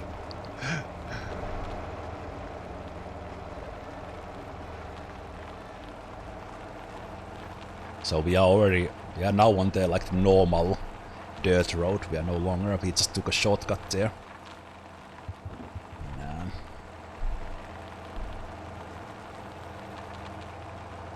This guy shouldn't mind us if we stay like in the 70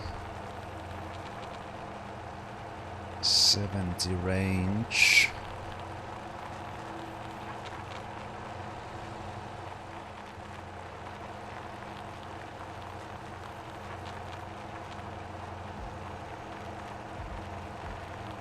Turn the interior light for the people in the back.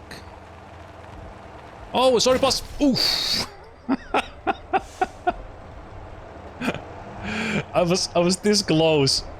This close of actually... Okay, the police, like, you crashed. Okay, I don't have time for you, police.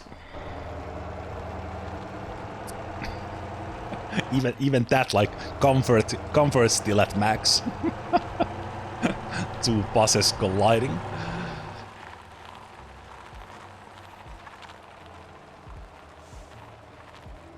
Okay, the police is chasing me, so I will let them get me.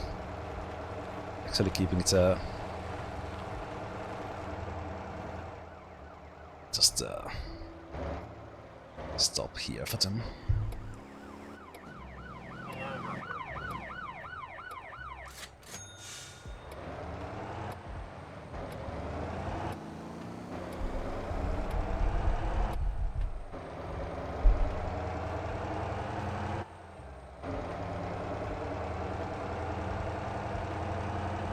Okay, my instincts when I'm looking that way, I kind of I don't have as good of a control of the wheel because the force feedback kind of doesn't give me quite enough feedback to keep the car going straight. Need to practice that.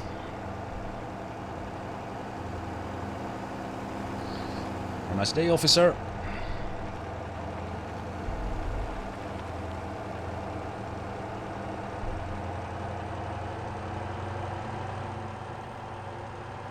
He's giving me another fine because I went over 80.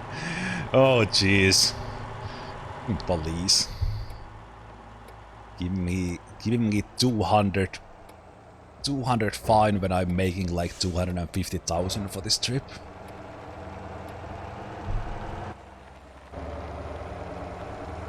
More intense than Darkest Dungeon. Yep. I'm sweating more. And this was if I had as strong force feedback as I had in the Ranchy, this would have been like a trip to the gym to do that. That part.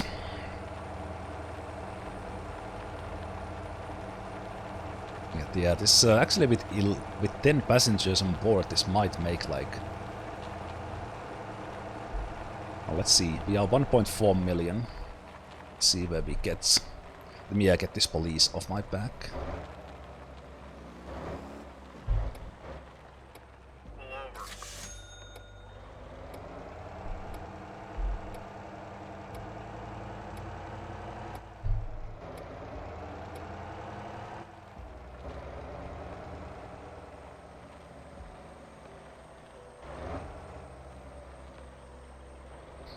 I have 2 minutes time, so let's make it proper roleplay here and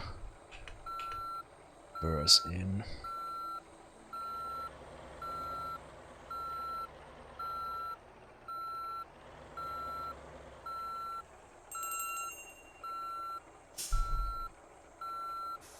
That's it, folks. Thank you. Thank you. You're welcome. Thank you very much. Thank you. That was 280,000.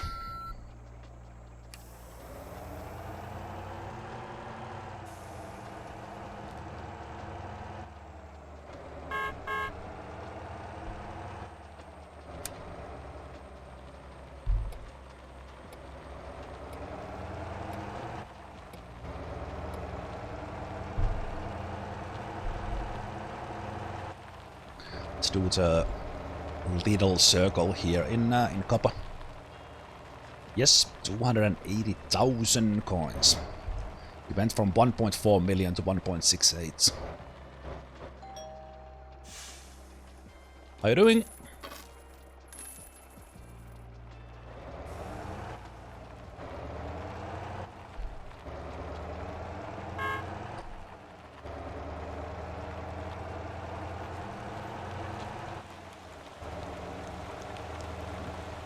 Raining again.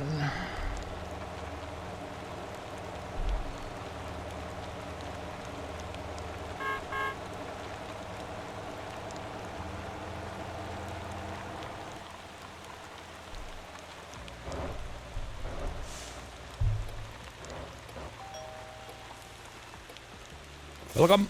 Hello. Hello, hello.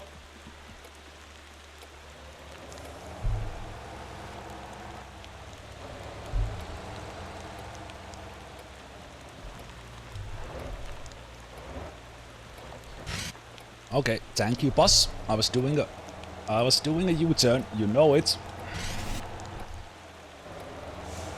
Damn Lilliput drivers.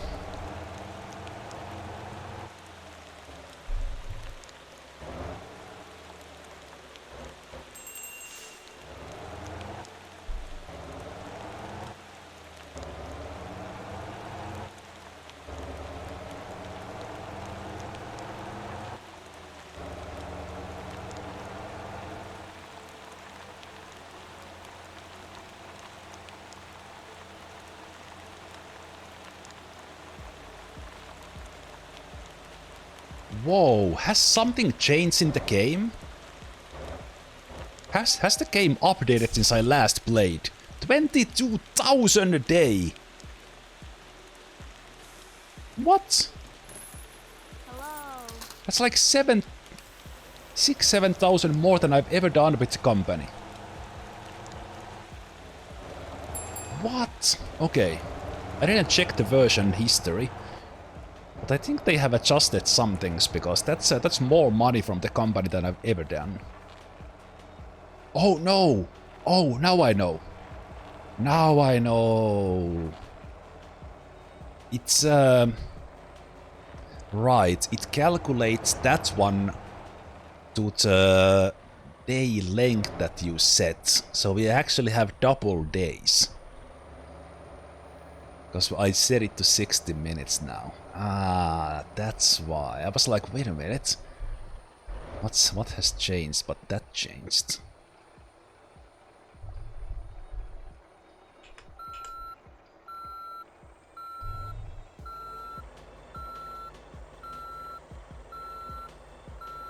Yeah, because that's basically just showing like how much did you do in your in-game day.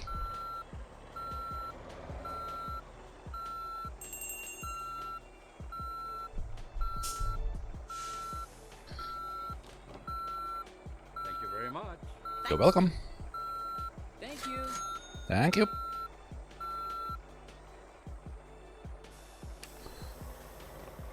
Okay, good. Good.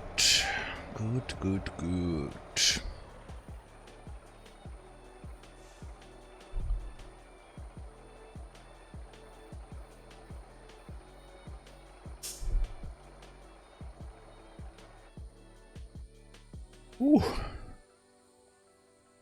Okay. That was a ride. That was a ride. So I think the next thing would be but yeah, this thing is brilliant. Brilliant off-roading. Really like it. Yeah, I think as far as the wheeling and dealing goes, I think I want to do a truck drive as well, and set the force feedback to have like 1800. Right, but I do need to check that my things are fueled. It's the coal truck.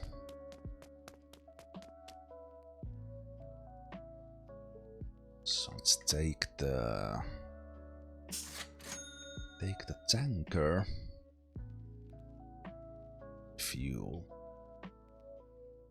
Just go and I will change my settings for the wheel.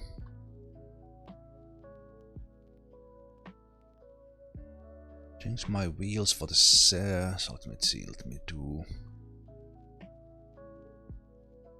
some. I'm adjusting in the wheels configuration. Let's open that one. It's basically with the trucks, you are okay with more feedback. It kind of feels nicer. Then let's reset the view.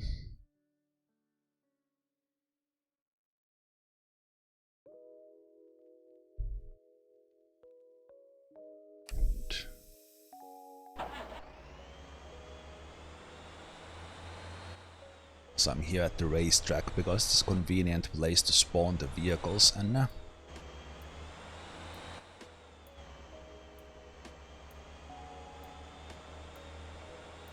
refuel.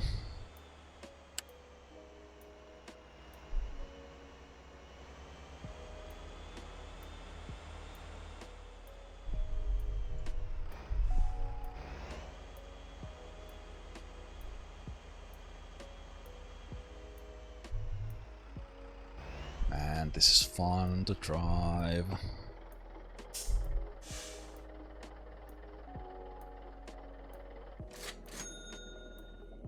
let's do a longer ride with the truck. The head tracking did not like the Coke mug.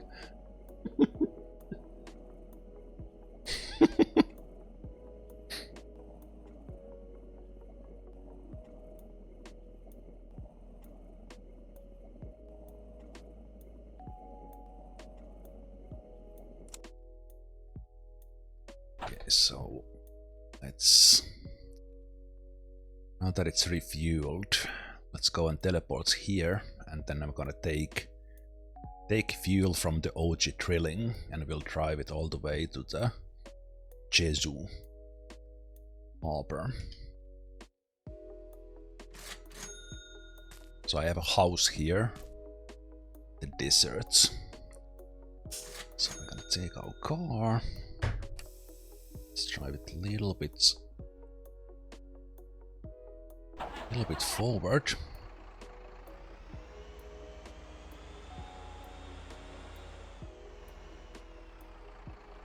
And I'm actually looking there at that spawner turned gray, so we can spawn that one.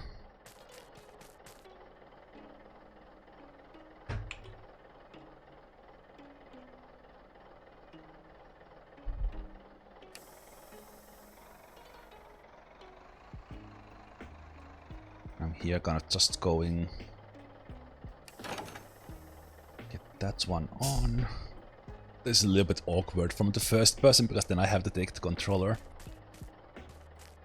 and jump on.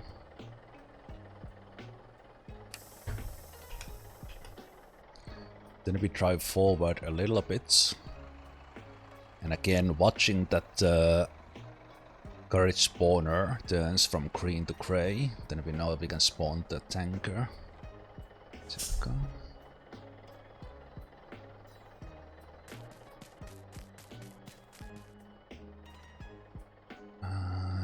Tanky. Let's take the orange one.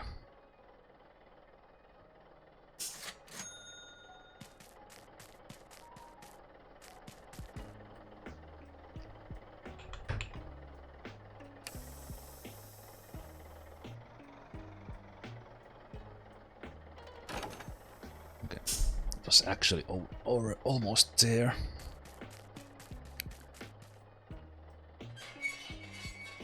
So this is my Tanko 40 ton, and then the Atlas tanker with a little bit of decals and Z's there, and then I do have some additional lights just for flavor, really. Top there and things like that. But yeah, now we are ready to rock. Let's go there first.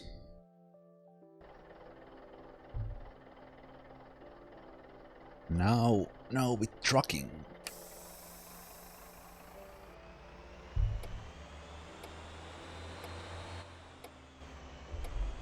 And for this one I have the steering on 1800 degrees, so it's more truck-like, and oh, this head tracking is so good on this.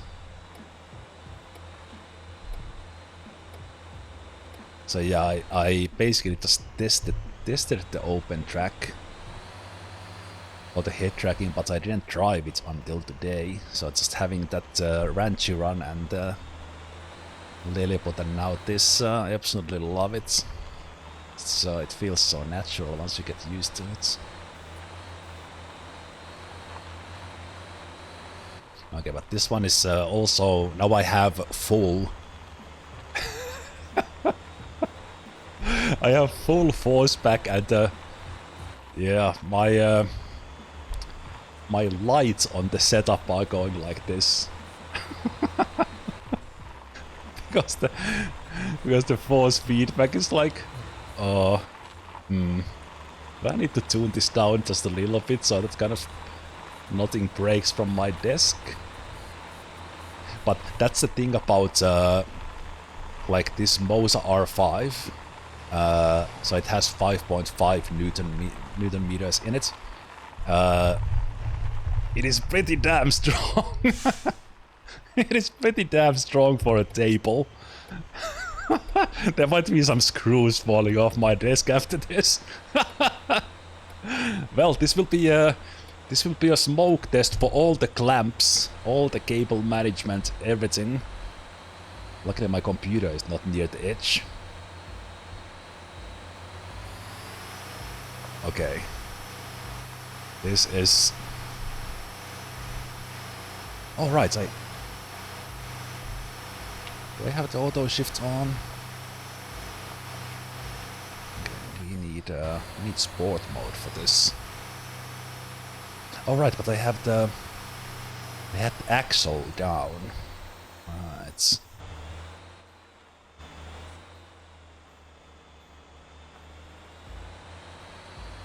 There's always a car here ready for towing.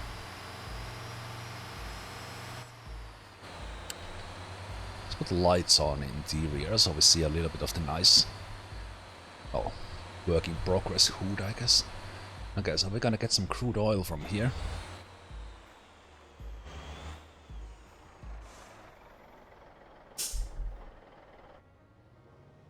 Crude oil here to Jeju. I'm gonna take 50 tons. I could take 60, but that's gonna... Even 50 is a little bit heavy for this one. Maybe I'll just take 40. So let me put the axle down.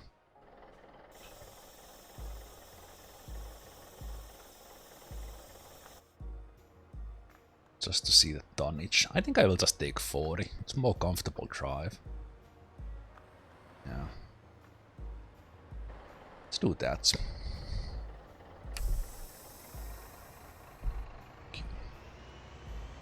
There's always a lot of traffic here. Motor sound doesn't have like peek through the window like Euro Truck Simulator has.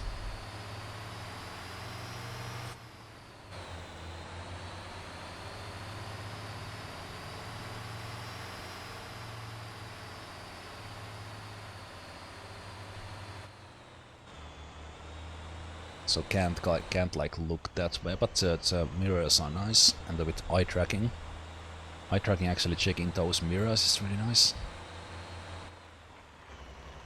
Okay. Deep breath and keep on keeping on. Get out of here, van.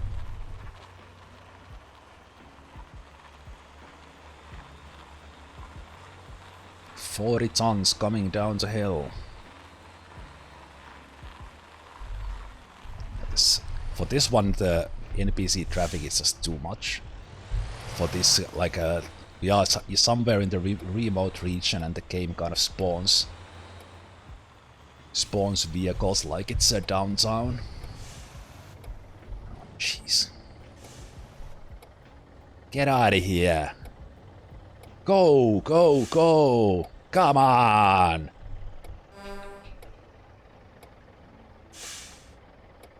Oh, jeez. Okay.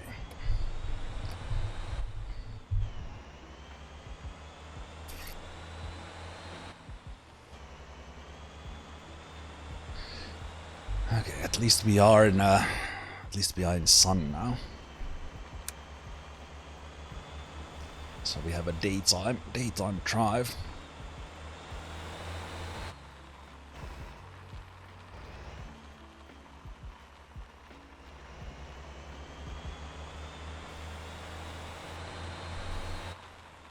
No, Ranchy, no, it's not.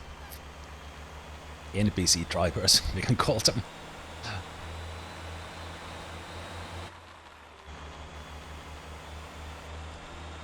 And being all honest, it's one Finnish driver here causing most of that mayhem. Yeah, exactly, Rooks.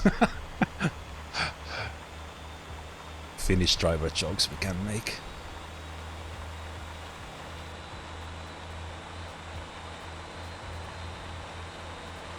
Yeah, it's funny, the head tracking kind of even that it's kind of tracking my face, it's also tracking things on the screen, so I can do it with I'm completely messed up with hand.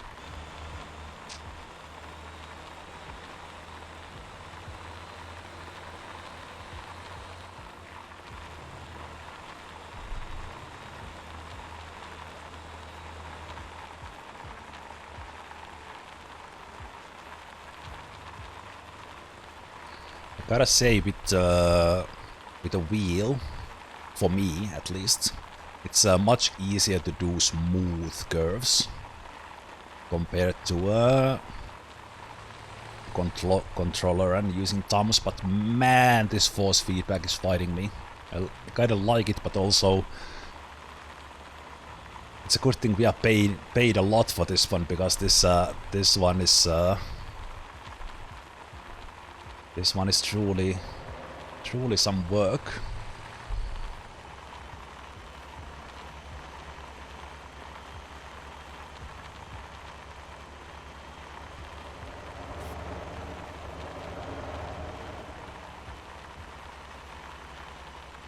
Oh no, okay, yep. Well, that was great. This is gonna suck.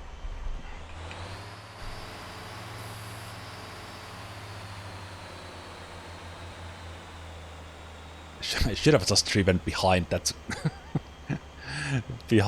truck instead of trying to go past, because I went a little bit too much to the right. Okay. Can we make it up from here? Oh, for fuck's sake. Okay.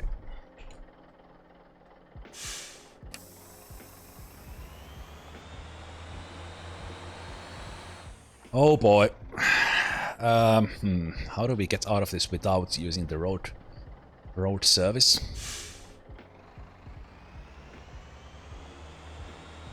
Yeah, I need the axle up.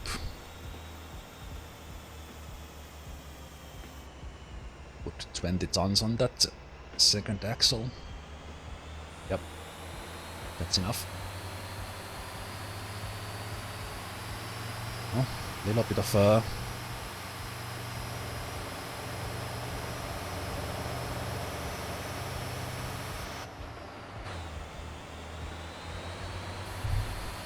holy shit! Okay, calm down. Calm the fuck down, wheel. It's literally tearing my desk apart. Jesus.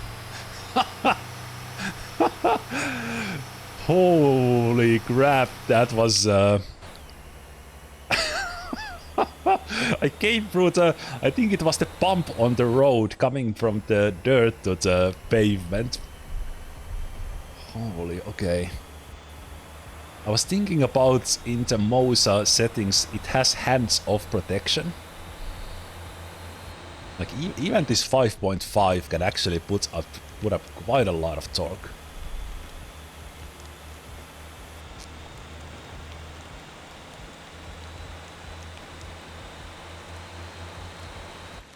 Wait, Rancid, wait. Is that Fort Fairlane? Or is it somewhere else? Is that Fort Fairlane? Why does it say to me that rings like Fort Fairlane? You're tearing me apart! Okay, it's not Lisa in that one. In Fort Fairlane it's something else, but yeah. The room? Okay. Yeah, haven't seen that.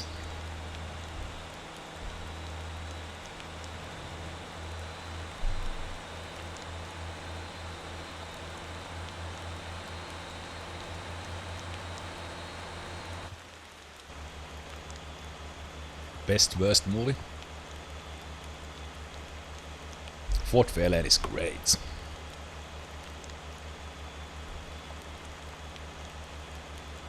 I don't know about the room, that I haven't seen. Okay, whoa. Is that like the game actually giving like a effect of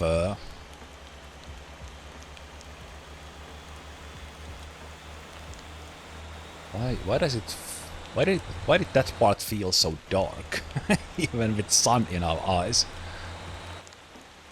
I don't know. Okay, these NPCs are gonna like it's a road where we can go 90. Sure, I'm driving 60, but they are going 50. That's the one thing I like the AI. They are too much on the brakes. They are like trying to drive safely, but that makes them a liability, making my job here a little bit more difficult. Okay, right. So, wow. As soon as the ABC kicked in, the steering wheel was like, "You better hold on, mister."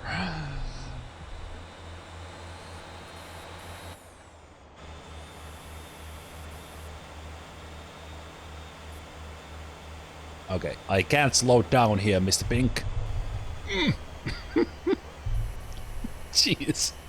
The right side tires are on the grass and the wheel is letting me know. Oh, that's bad. Holy shit, this wheel has power. Okay. Yeah, if you don't have a sim rig, never ever get anything more powerful than like five or so newton meters. If I had a 12, my desk would be traveling right now. Oh, that is wild how much power that gives.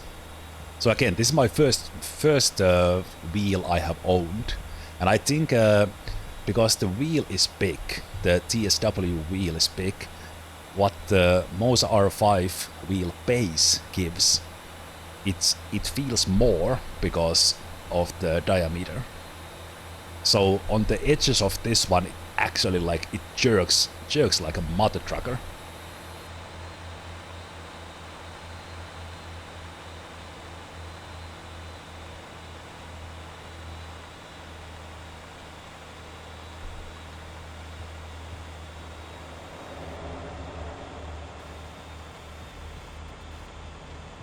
I gotta.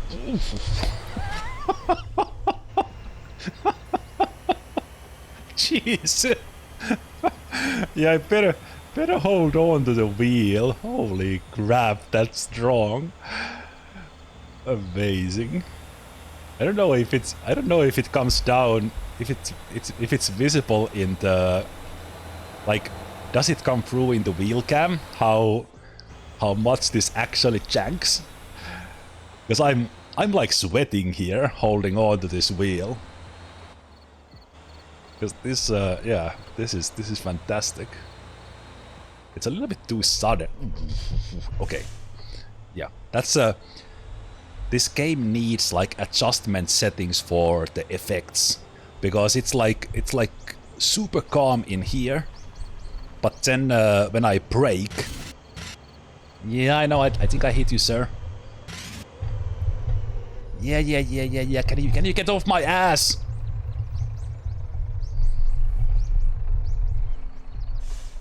Okay. Can you get off my trailer?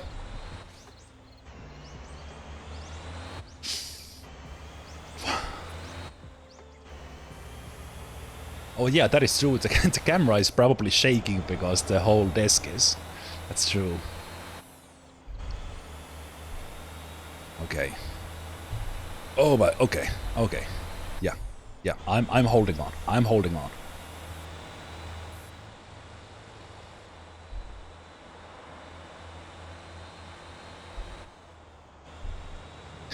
I think I'm done with Motor Town for today after this trip, because this is exhausting. Hey there, Mike. Welcome to Motor Town, and welcome I like them Zemalf fighting with the wheel. Yeah, let me go on cruise control here. Oh no, that's not the cruise control setting. Where do I have the cruise control? Oh right, it's oh, whoa, whoa, whoa, whoa! Trailer almost came to say hi from the left. Okay, let's calm down. Let's calm down and let's drive with the traffic. Oh, wow. Okay, come on.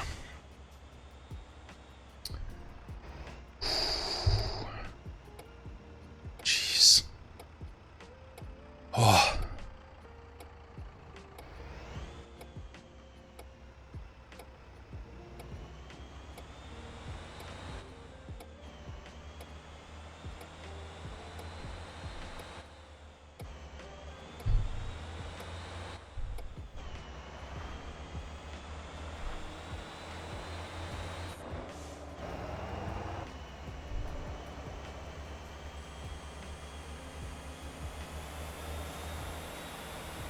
Oh boy.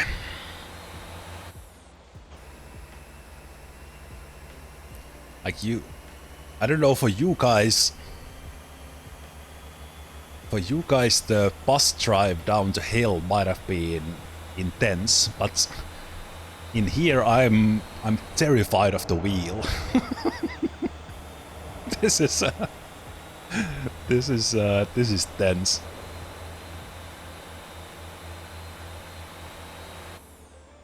Okay, I'm still trying to drink at the same time. Yeah, I know the tracking doesn't like the glass mug.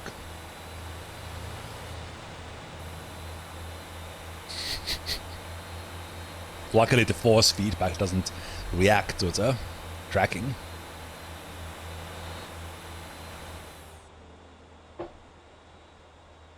Oh jeez. So much traffic. Why are you slowing down? You're on the opposite lane and you are driving my company truck. Making me money.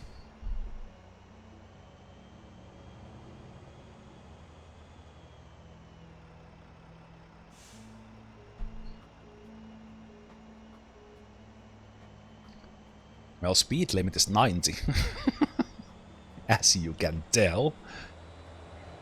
Okay.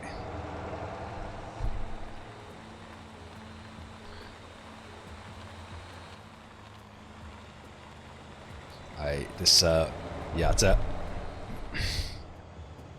150% NPC traffic is great for the immersion, but the AI drives like they always generate too much traffic, and kind of because they are breaking down and being careful, it's not like driving smoothly. And this is actually making this harder because I'm driving on the grass and the force feedback on the grass here is it is strong. It is really. So here's my Moza R5 wheelbase with Moza TSW Wheel review. For anyone wondering, does it have enough power for me in the force feedback? Yes. I am over 135 kilos of a man, and I'm working to hold on to this wheel.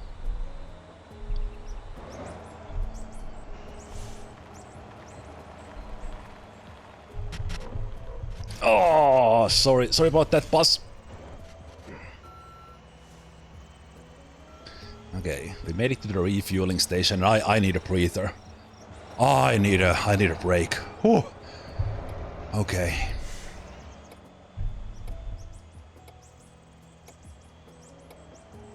Man, that was tense.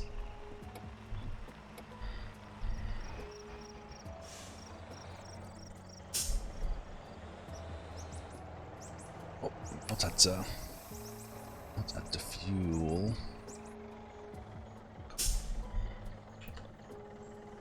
Holy shit.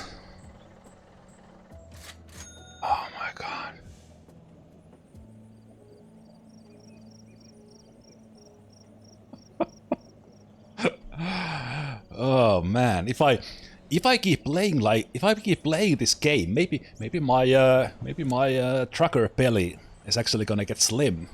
Maybe this is my getting fit for summer 2032.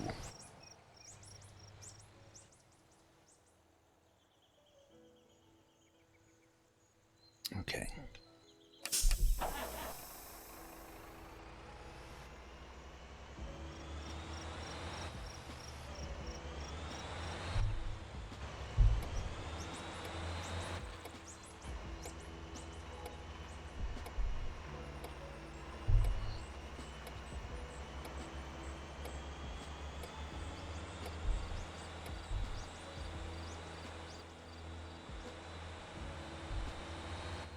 Okay, thank you for letting me go, NPC traffic.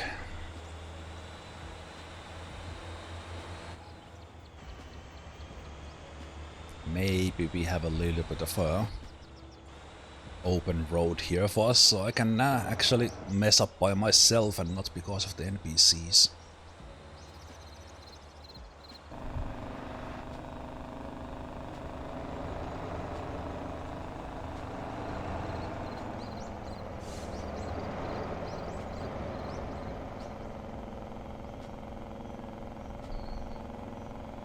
So we have the jake brake on there, slowing down into the... Okay, luckily no traffic here.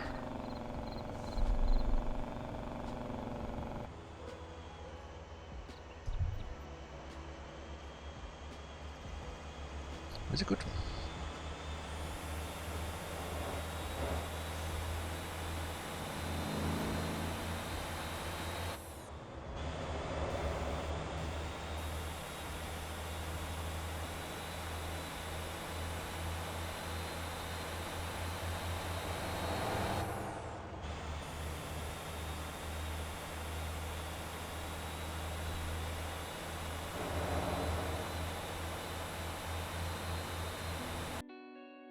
Now that we are on a straight road. I meant to do this in the gas station, but my company cars are not running. So just those.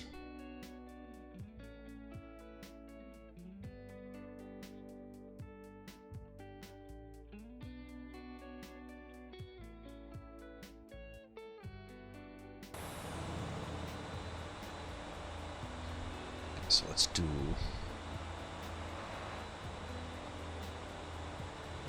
cruise control. So I'm adjusting with the stalk here.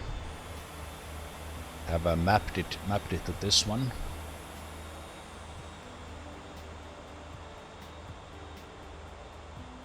This I gotta say, like the wheel and the pedals, and of course the base, that bundle was like 500 euros. And these Stalks were actually like 200 or something. Like absolute silly price for basically a button box, but just in a form of Stalks. I don't know, it's just too much fun to be actually driving with these proper controls here. Like worth it, I don't know. Just for this exercise probably. Oh no, don't hit that, don't hit that. Okay. This NPC traffic will get me in trouble here again. Can you keep on going, bus? It's 120 on this road! Oh, jeez.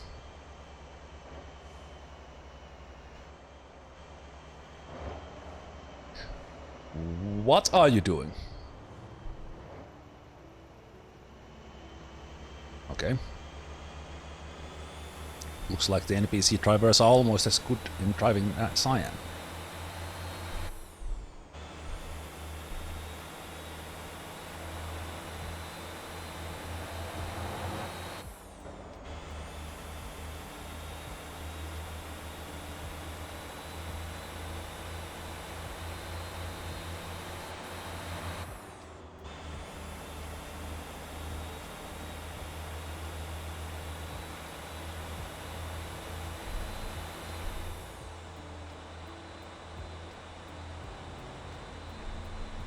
There was a shark on his side of the road, that's true. Or visitor from England. Wondering why do they need to do basically a hairpin turn into a ramp?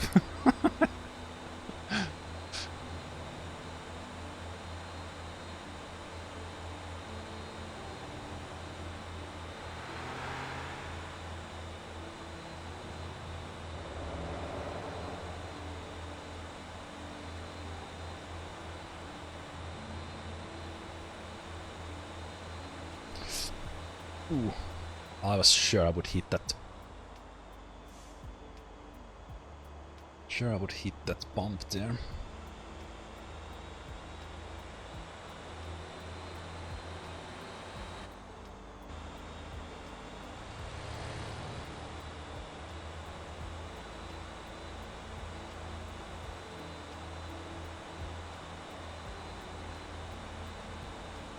Yeah, it is like in here. The force feedback is like I feel the wheel.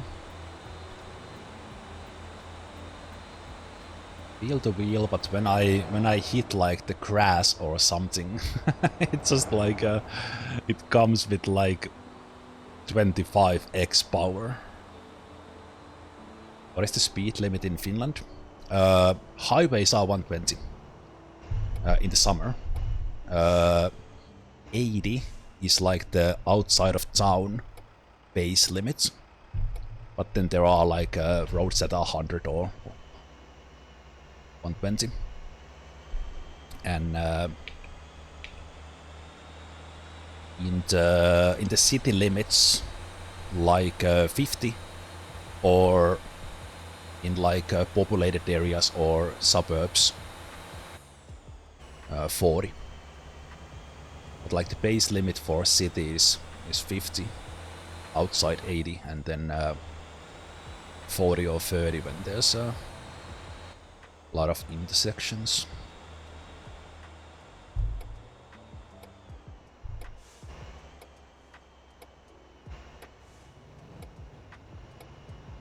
And then depending on the road there's everything from 60, 70, 80, but then there are no roads with 90 or 110, which are the limits in Sweden.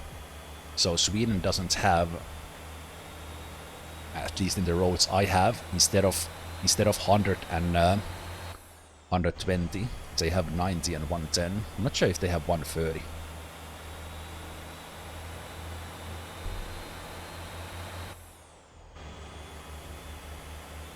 But yeah, the highest we have are 120. Don't have autobahn or anything like that.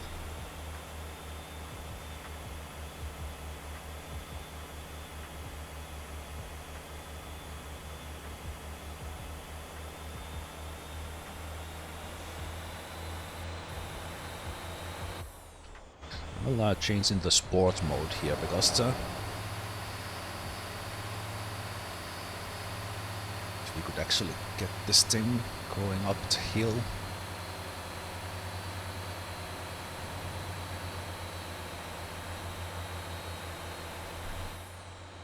Let's try the drift mode for this one.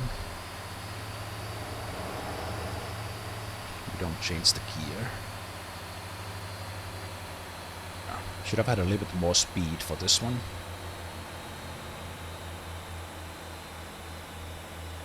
Because this Atlas tanker is underpowered to pull.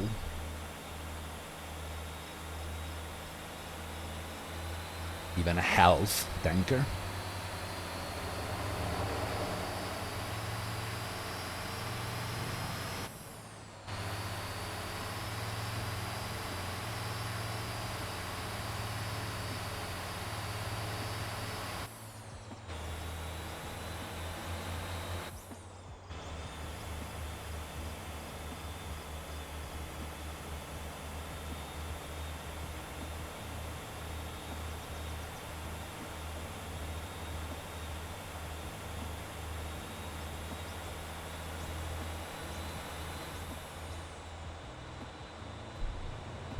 I haven't played Euro Truck Simulator yet with a wheel, but what I like about Motortown is that kind of it has so many other things to do, and trucking is just one part of it. And I think I now have like 120 or something hours in Motortown already. It's just a fun game. I'm like that's absolute peak interest where I couldn't stop playing. That's gone. Like, it was fun to just try all the different things and make money and set up the company and all that. And but I think as an early access game still, like the force feedback and the driving model and kind of individual settings, ability to control things still needs work on Motortown. So I think like purely for trucking, I think those dedicated games are probably better. Just my kind of hunch. And of course same thing with the racing, but just kind of versatility and being able to do so many things, and kind of the online aspect, being able to play with 100 players on the same server. I'm playing the single player here, or just playing with a couple of friends, and just doing. I think the off-roading is the most fun on this one. Excuse me, sir, gotta go. Just that I was just a couple of hours ago driving up the hill in Ranchy, then came down the hill with the off-road bus, and now we are trucking. And I could next jump into my Ford Focus RS, or the Info GT as it's called in this one, and go and do hot laps on a racetrack, while my company cars are making me money. So it's I think that's the charm of Motortown. All these things, in addition to just being generally fun to drive. But as a, let's say, as a simulator, the driving model is fun, but it needs like it needs tuning, and it needs, like, I think settings that players can't control, and it's gonna get even better. But again, like this is a €20 game, and I've been playing it for 120 hours. It made me buy €1,000 worth of wheel, which was kind of I've been thinking about getting sim gear for a long time, but this was the actual game that made me do it. So that says something. The off-road sections are very well crafted. Yeah, true Eiliga, yeah. Because they are challenging, depending on what you drive there, and it's some of them are like require like off-roading skill. So it's kind of, because this game has everything. Like, you have the individual games, you have the Snow Runner or Mud Runner, and you have iRacing and Assetto Corsa, and you have Euro Truck Simulator or American Truck Simulator. And but then you have this, which kind of does everything, and it does in a fun way. Okay, let's take the contracts for the money.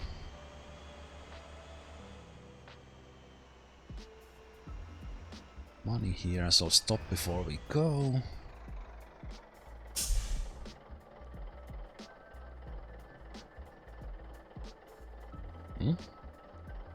Oh. I was like, why isn't the stick working, but the wheel was upside down? So just to maximize our money for that work, let's get crude oil 20. So we are paying for these contracts. And then we get the delivery and we get the contract bonus, and the contract bonus is usually even more. And here we first drive the tanker in, because in a truck trailer combo like this, these are handled separately. So there we get the delivery 23,000, but the contract was 58,000, and we paid for the contracts 11,000. So now we do the same for the trailer. We pay 11,600 and we get 58 in return.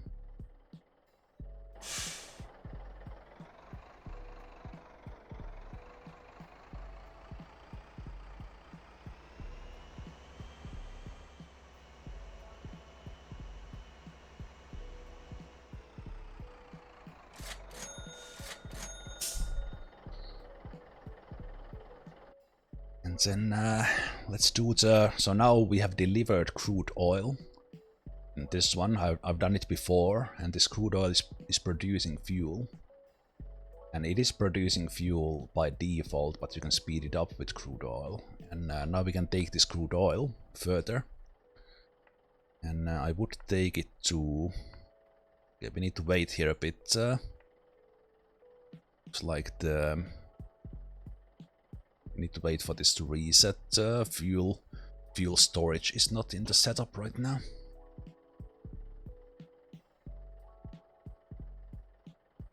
But yeah, this just chilling. Well, today has been different because of this wheel. Today's been a little bit less chill, but this game is just because you're just kind of chilling, having good time.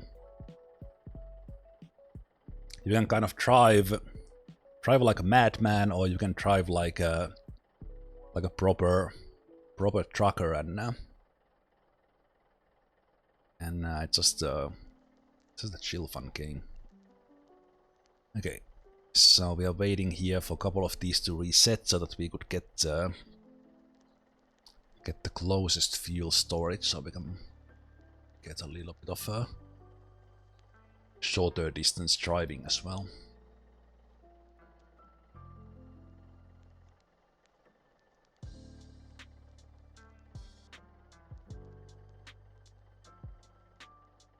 Come on. Hey Fistfire, how you doing? So we already have the storage is there, but I'm waiting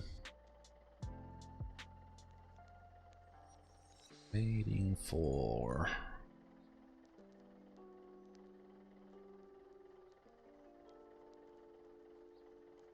the fuel storage to pop up.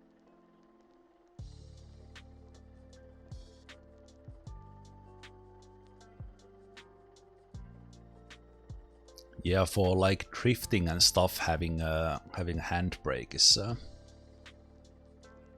I just learning from getting the shifter and basically noticing that the shifter is not good for this setup.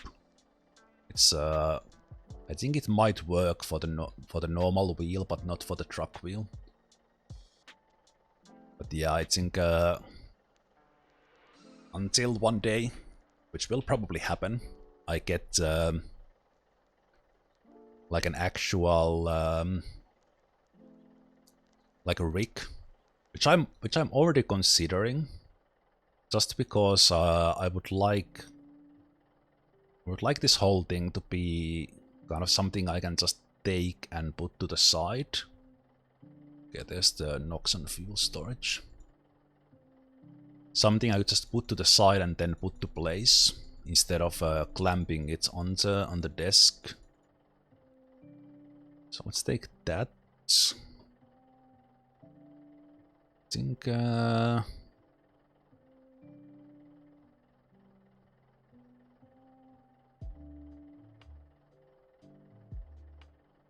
let's take the orange farm as well. Let's do that.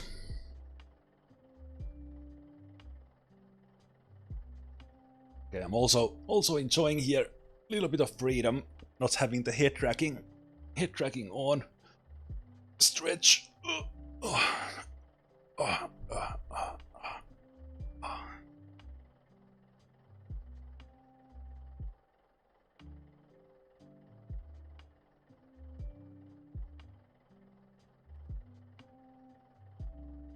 But yeah, I'm like compared to the price of all this, I'm not talking about the kind of rig where there's actually a seat, but the kind that you can where you can install the wheel and everything, and then you still use the office chair. That sort of, I guess, what are they, like wheel stands?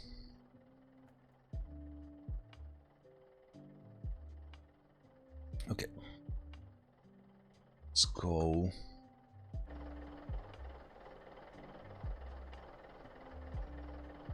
Reset the view here. But the head tracking works again. Let's go to the fuel storage.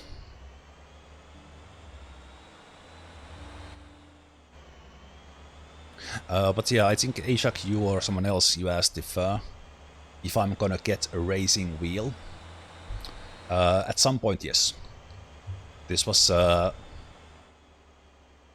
I wanted the truck wheel and this kind of, because this was just a silly silly thing to kind of get into this immersion, and just these kind of games are chill. Like proper racing games are not chill. They are like stressful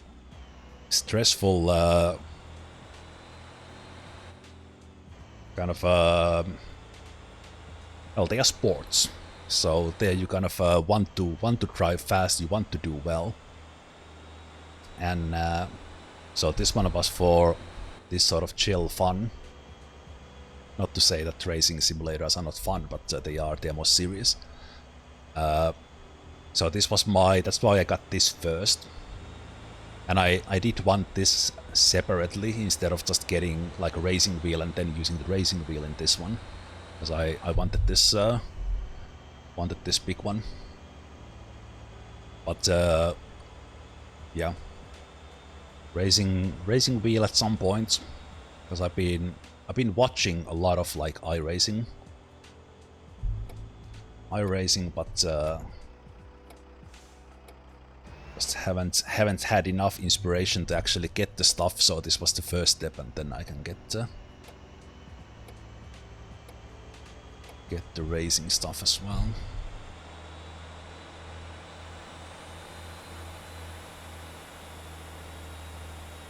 But yeah, I think I will give this a go in Euro Truck Simulator, because I have Euro Truck Simulator, and then I was kind of I was playing it a little bit with controller, and it was fun and all that. But then I think that one I will enjoy even more with this wheel and head tracking setup that I now have. And then nowadays, when there's DLCs or map packs into areas that I actually know, that will be fun as well.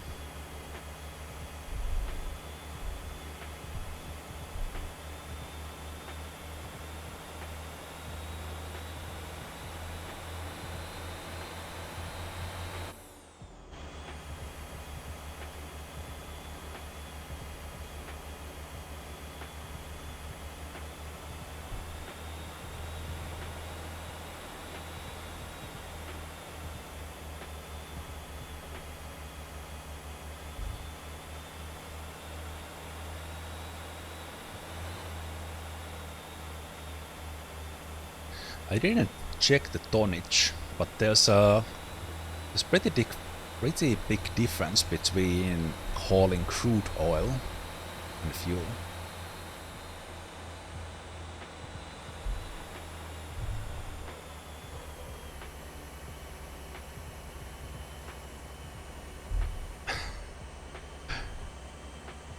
You did outside trimming with a trimmer, and now you can't produce grip strength. Yep, I will probably feel a little bit same with this one now, because because let's be honest, I do go I do go to a gym and such, but I'm not like in a very fit condition or anything like that. And I don't like exercise that regularly. I will feel this in my in my arms today, just doing this for 4 hours. Especially that like at least now it's chill. Now this is like chill and nice, but the moments when the wheel was actually fighting me, it was like proper fight. And also luckily it was not raining. This was the nasty hill.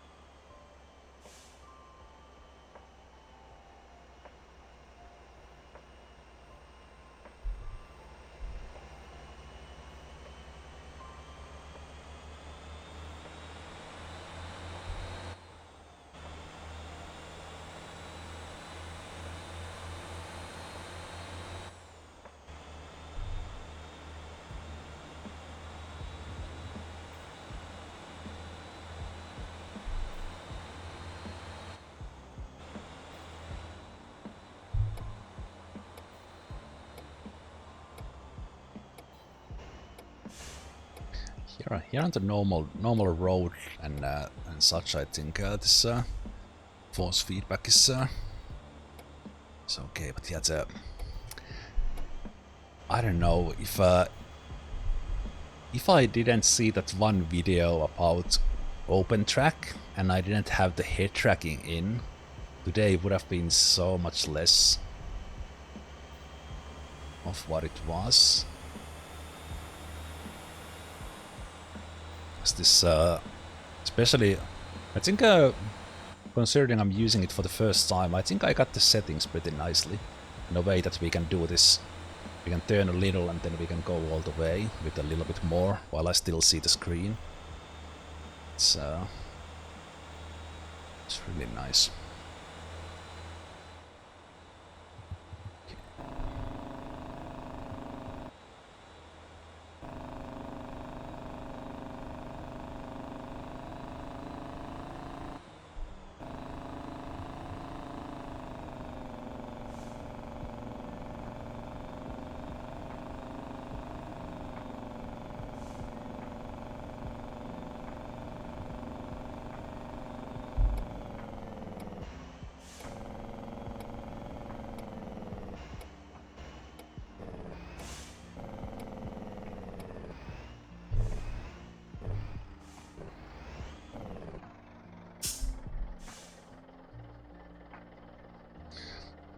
Contracts again for monies.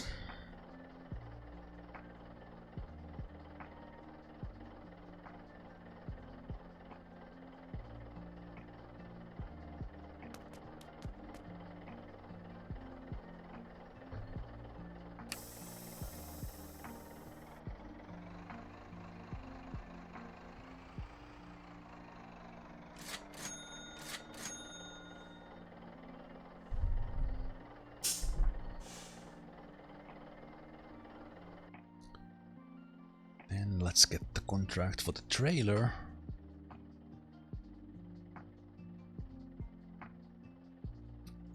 If there is something for the orange farm, we'll load 10 tons into the tanker. And do we want to do the concrete one? That was a reverse challenge. I think I will do that as well. It was fun last time.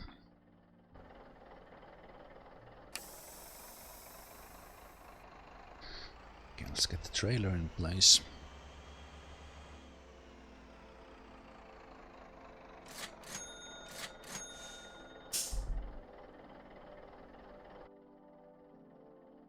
And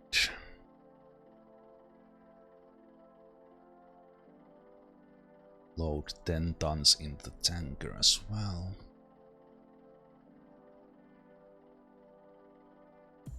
No, let's get 40. That is good.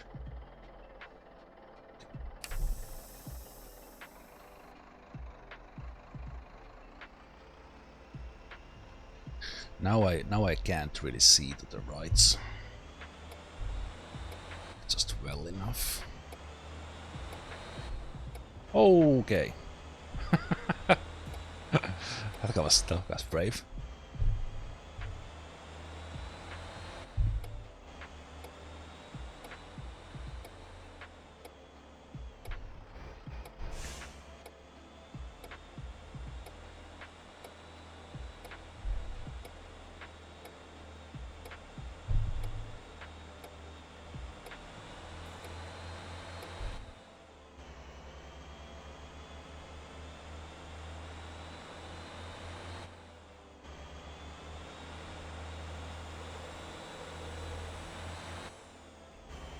So, a little bit to the orange farm here, and then we do the concrete factory drop.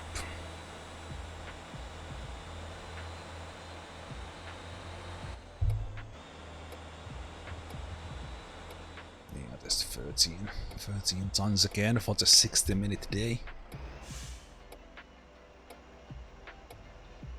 Okay, there's a little bit of bump here. So, giving it a little bit of gas there to get over it.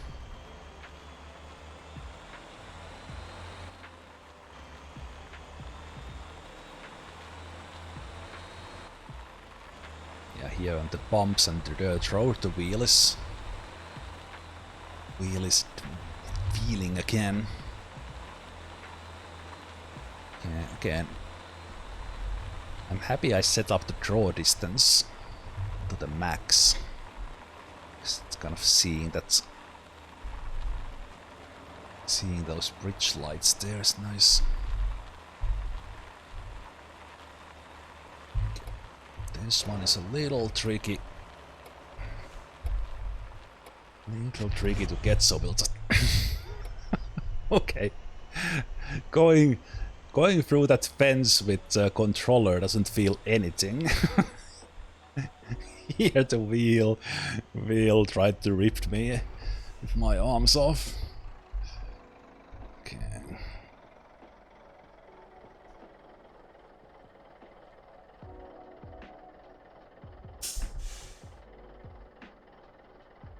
That's the 5 comfort Chevros.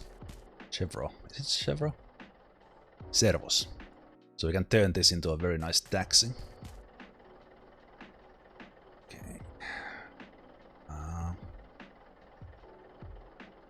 I would make more money by taking separate 10 tons, but I'm now a little bit lazy. For maximizing money, we have 2 million money, so I don't need to do that anymore.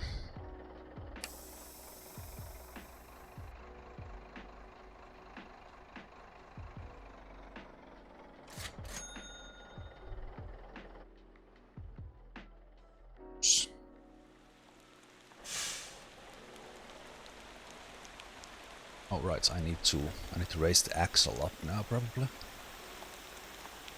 A fraction. Trying to go slowly here to have the tanker empty its things. Thank you. Nice. Okay. So then I need to do a full stop here because this one is a little... Oh! My food delivery truck is coming. Quickly out of the way. Oh, it actually went past already. Nice.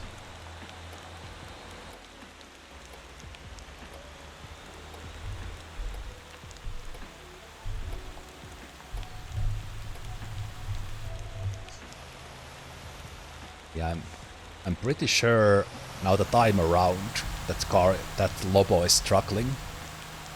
So I probably might need to go to the company view and get it unstuck later. Maybe it solves itself when I'm out of the way.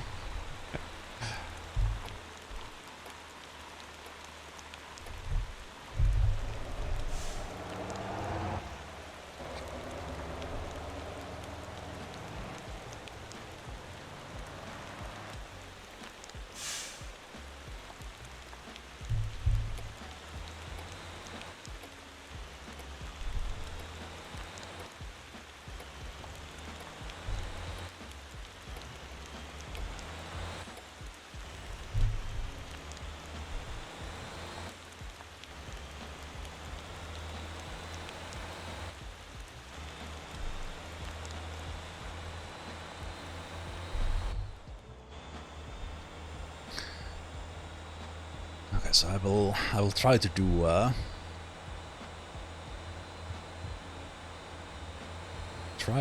reverse.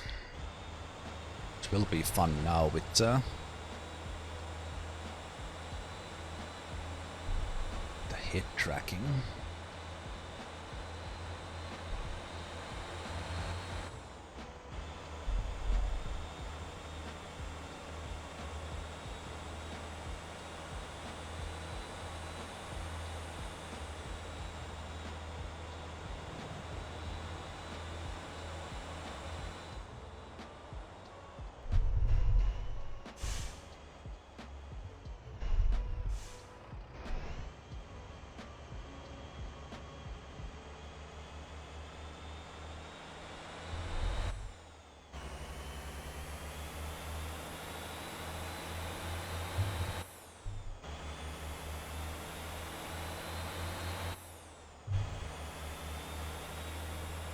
Okay, there's the concrete factory.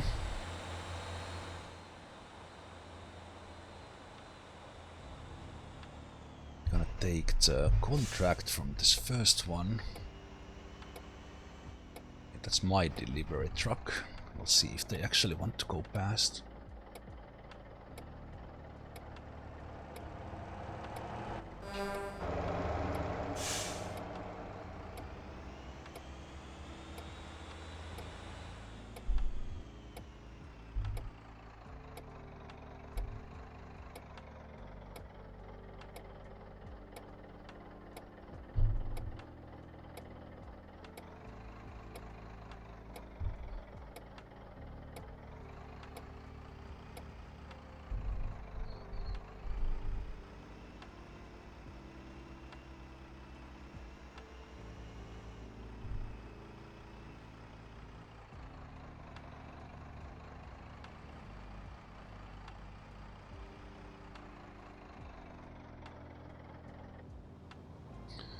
I need to pick up the contract from here.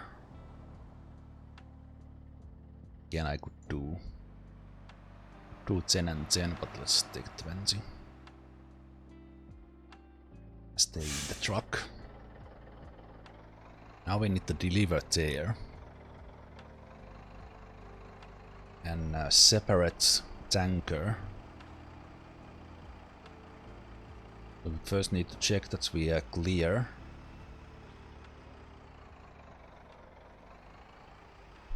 Clear that we came under.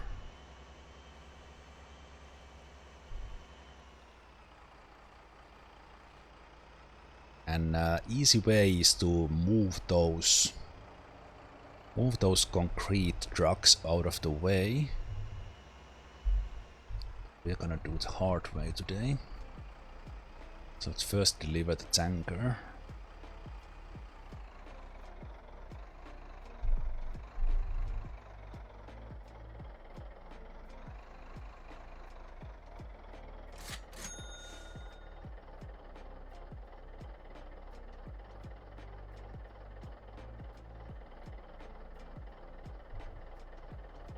Then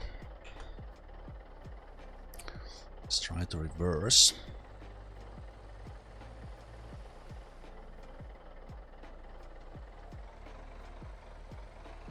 Very carefully.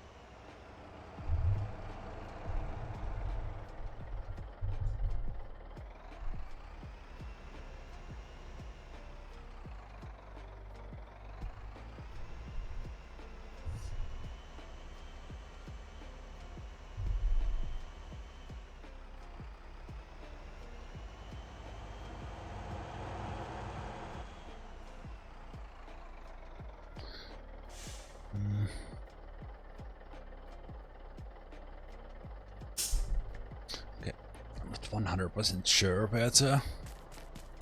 Okay, so we need to turn it there. Okay.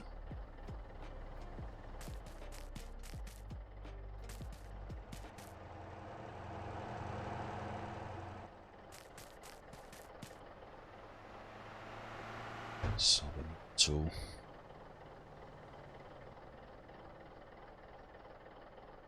first turn the axle, the dolly.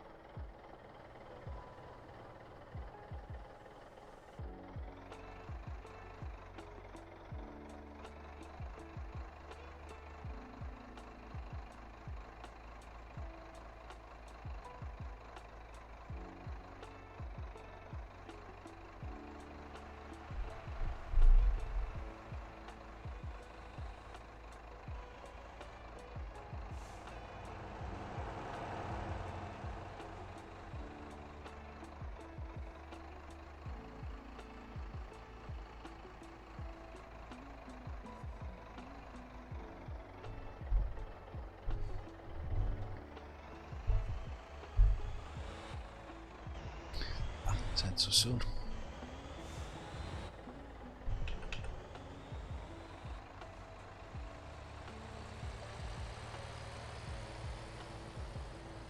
I'm not going out the gates.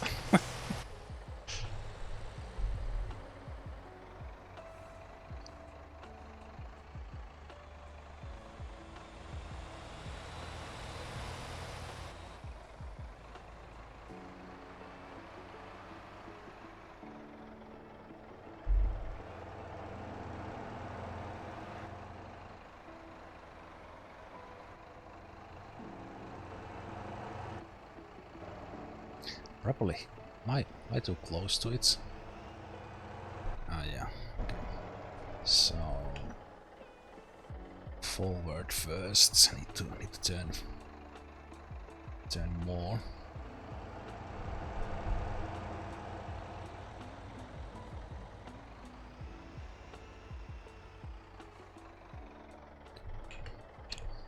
First turn the dolly. Just a little bit straight.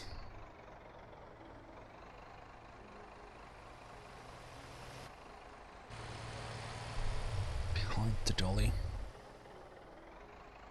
After the dolly.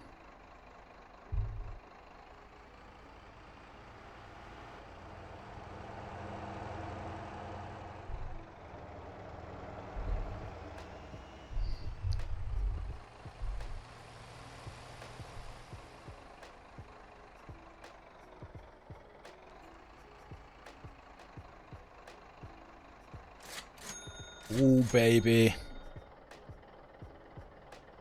Ooh.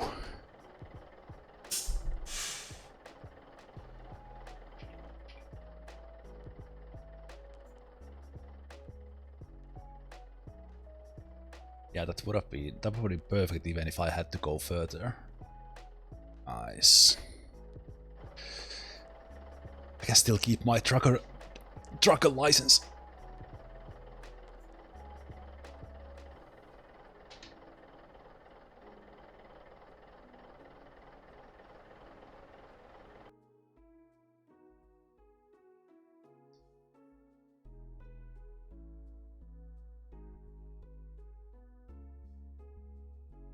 Also, hey, take a little pixel. Good to see you. Ooh, man.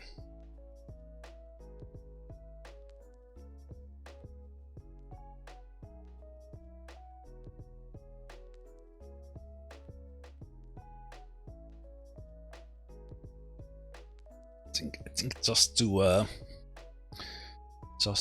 keep this full immersion run here. I think we're gonna take the tanker to the back to the harbor. So I need to raise the axle.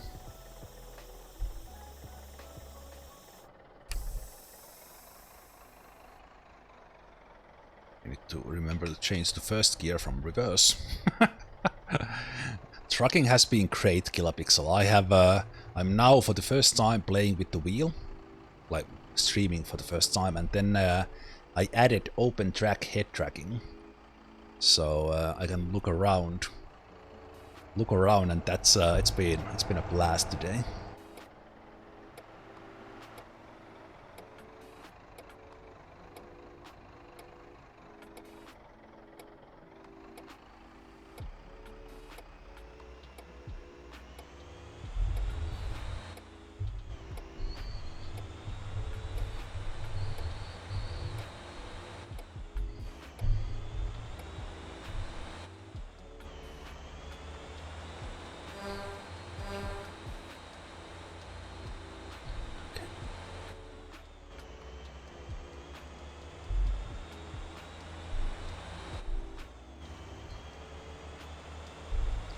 Yeah, those who play any sort of a simulator, whether it's a flight simulator, Elite Dangerous, space sim, trucking sim, and you don't use head tracking, check out opentrack. It's get it from the GitHub. I showed before the break in like 2-hour mark my setup on it, and it's just tracking my face.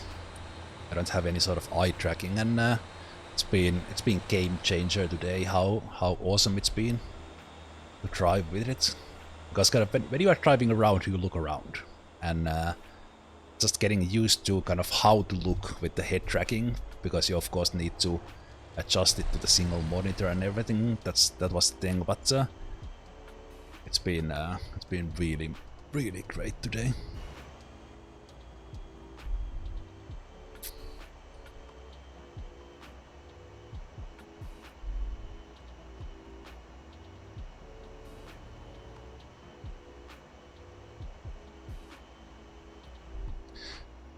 Okay, thank you for getting out of the way.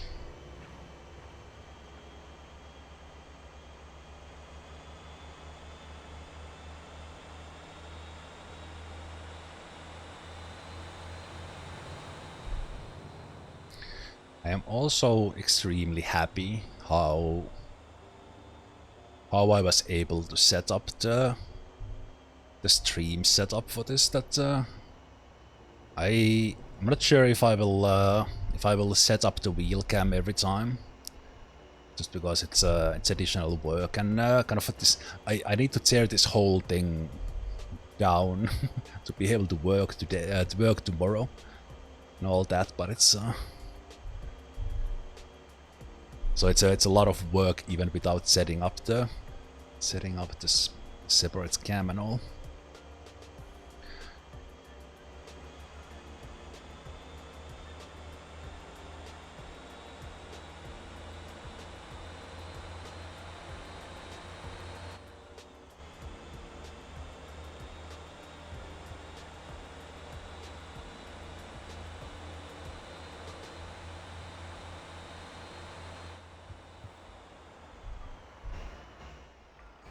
So I could take fuel here while my container truck is there in the front.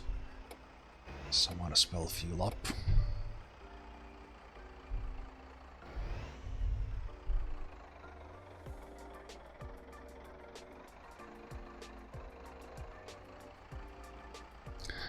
You do get a little bit of, like, it's you get a little bit of sense for like the dimensions of the car. It's especially with graphics like this, it's a little bit hard to tell like how far exactly that pillar is from the mirror now. But you do kind of get especially now with head tracking, you do get the feel for it. And you kind of know if you're gonna hit it or not.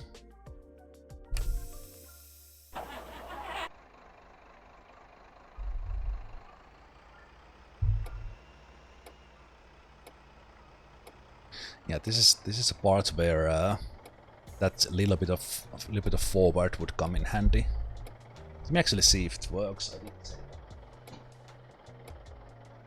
Oh, it works! Nice. Nice. Oh, that's so good. Okay. So I wasn't using that because I had the mic here. But head tracking does give you the XYZ as well.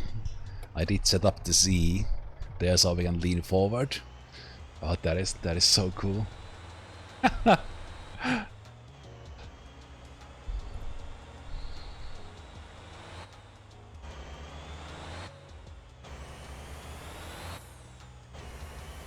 Daily Cheese Inc. Cheese and butter.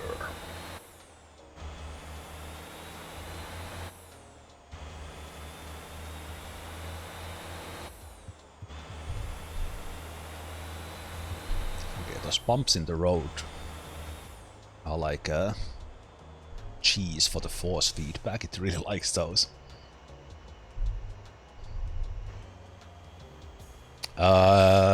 Ashok, I have the Y-axis disabled, but it does track like this as well.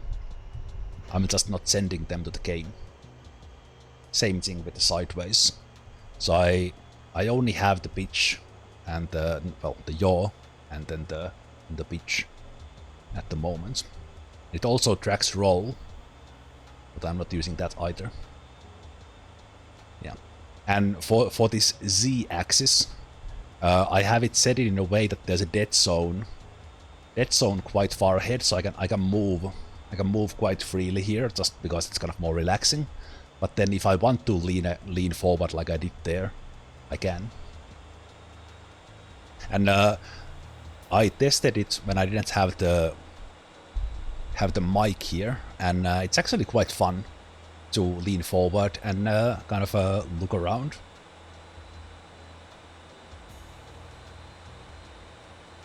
Yeah, but yeah, it's also kind of here, not only for me but also for viewers, kind of just learning how to somewhat smoothly look around. There was also settings for that in the that I did kind of maximize so that it makes the movements a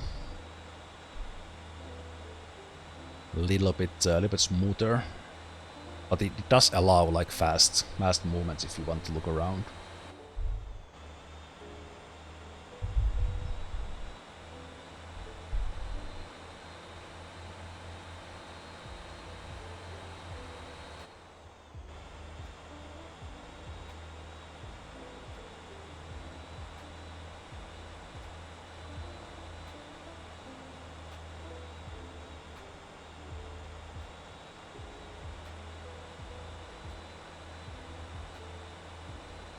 Jesu Harbor.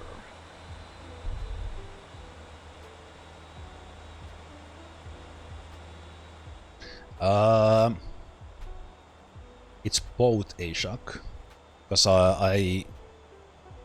how I adjusted the kind of the curve of the movement. So I adjusted in a way that I can move my head a lot first, and then turn it a little bit to have the last turns, and then with this filter, it's kind of linear apart from that filter in opentrack, but there were different filters where it tracks the acceleration and kind of smooths it down. So kind of tracking the speed of turn, but this setting I have, it's not specifically tracking the speed, it's just how much. But it is, because I have a single monitor, if I turn like all the way here, I want it to turn all the way but still see the monitor, of course. So then I made the curve in a way that I can turn my head just a little bit more to actually look back like that. Not relevant in this car, but yeah, the opentrack has because it is tracking all that XYZ yaw pitch roll, and then you can decide what you send to the game, kind of separate from your input, and it was surprisingly intuitive to use. And kind of adjust it in game.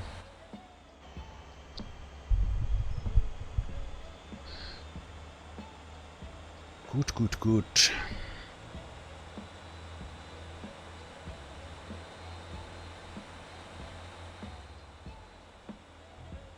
But yeah, just being able to look to the left, like how it feels so natural.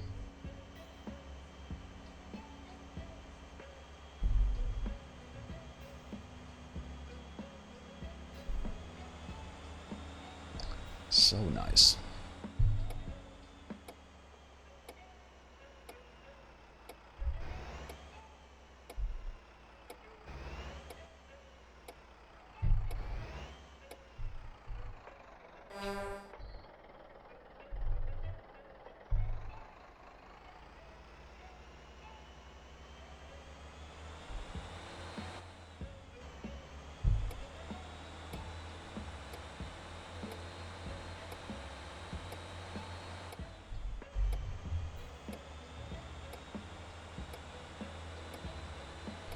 So we're not gonna get more fuel now.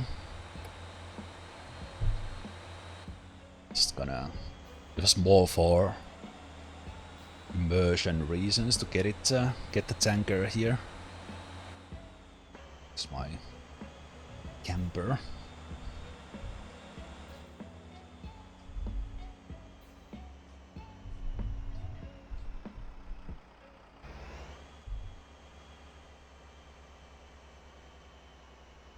Hey there, penguin.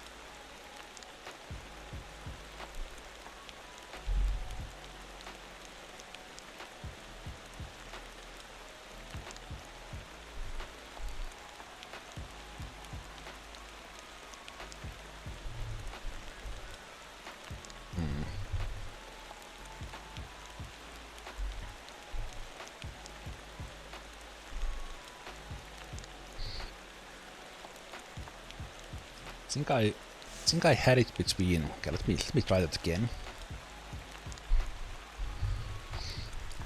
Can I get it properly parked to a place where I want it?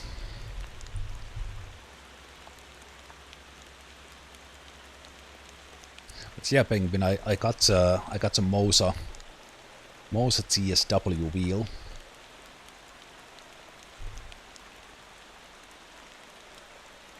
Straighten out already.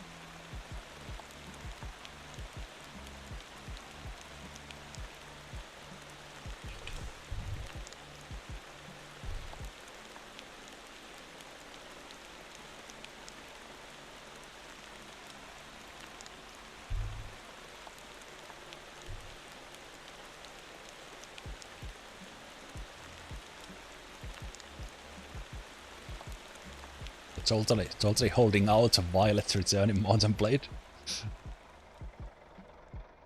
Shogun mod released. It's nice.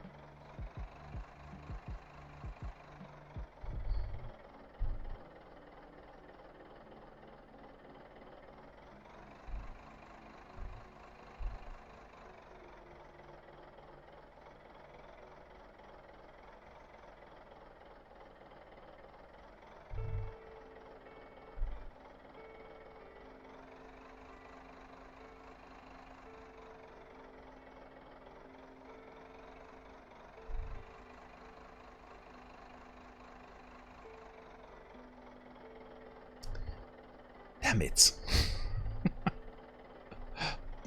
It's a little bit hard to see the mirrors. To be actually able to control it like going to an angle is easier than straight.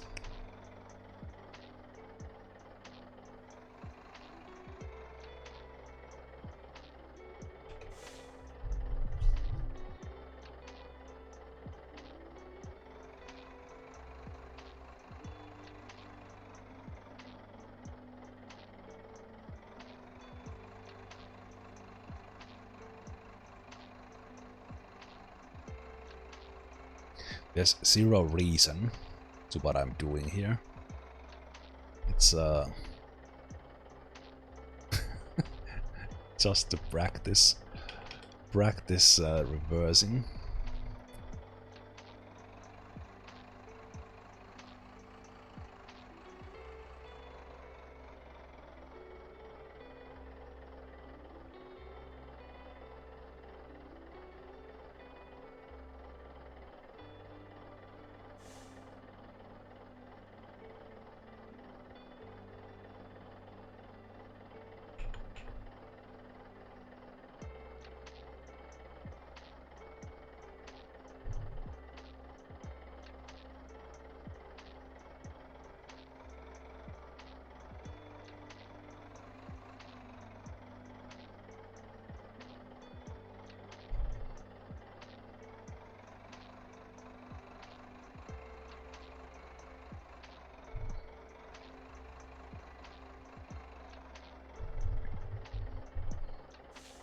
And it goes fast.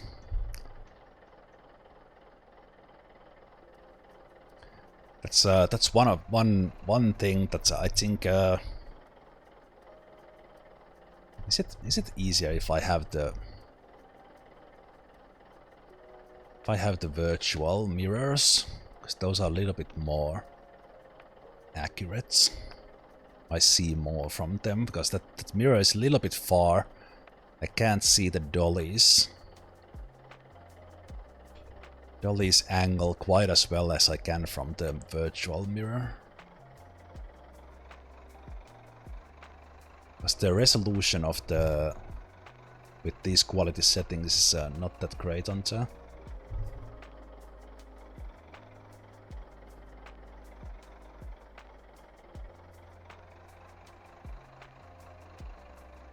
yeah, it's a virtual mirror is easier. It's better. Still can't reverse, but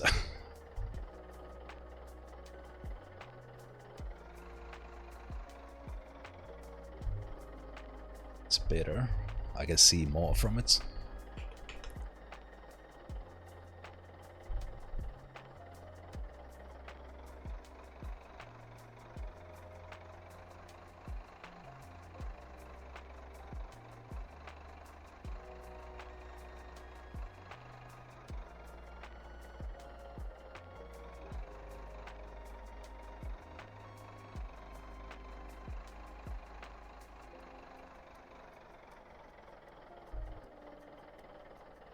Man, it is hard. It's so hard. Respect to all who can actually do this in a simulator. Also those who can do it in real life, but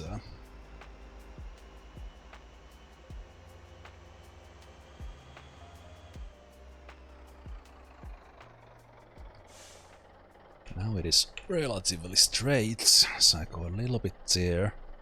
Let's take the even slower R2. Maybe that's the key.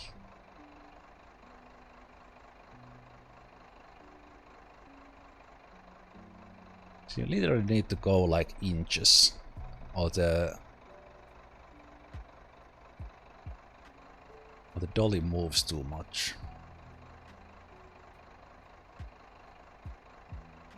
Yeah, this one doesn't have the peeking outside out the window, and I could do this easier. Okay, but yeah, the virtual mirrors are helping a lot because I can actually see the dolly.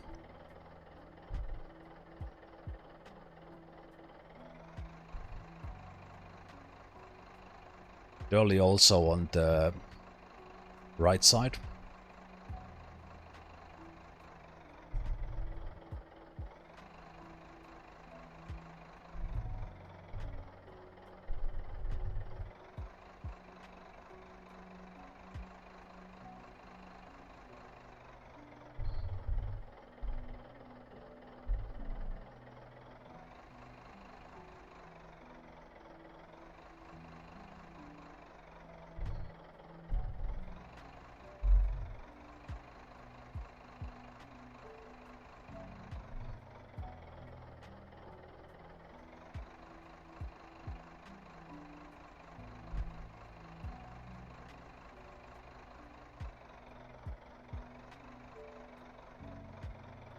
Because you, when doing this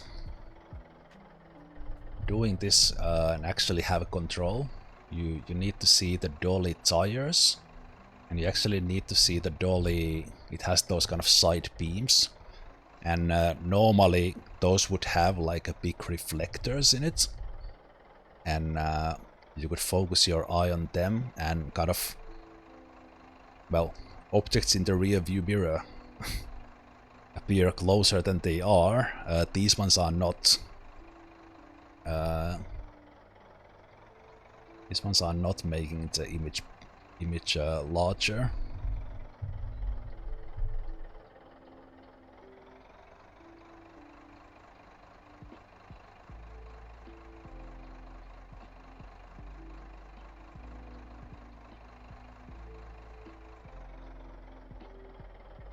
So I need to do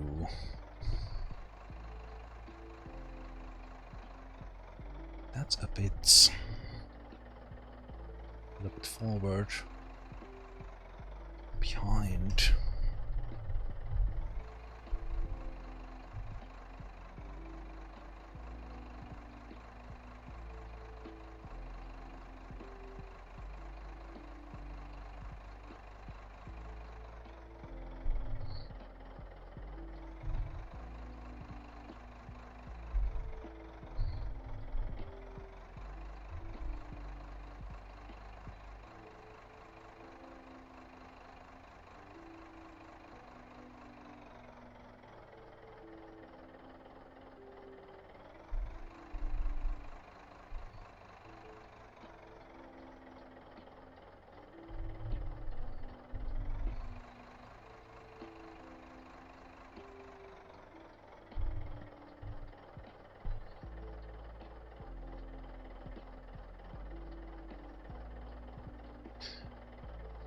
Okay, I think that's maybe enough of this. Let's see if I can now get it. Get it in the center of this somehow.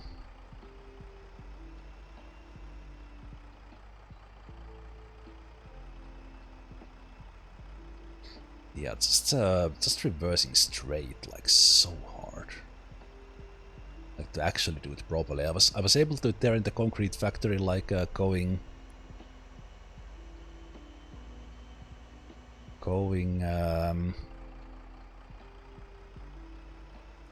putting in like 90-degree angle. I was able to actually do that relatively well. Okay, last try. A little bit like this. Actually, let's go R2. A little bit this way. Tiniest amount. Straight.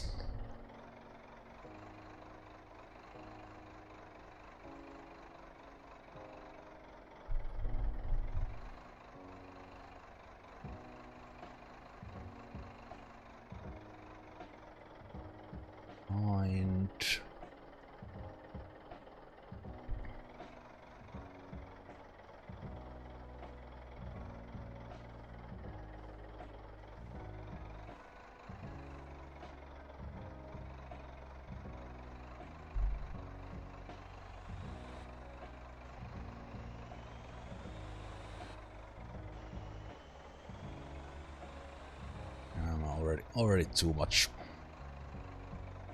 to the side. Wait, I need to go a little bit this way.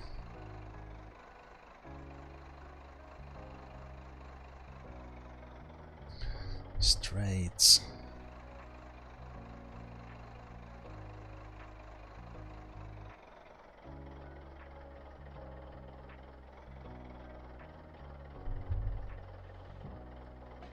Left side mirror is fine for seeing the dolly tires.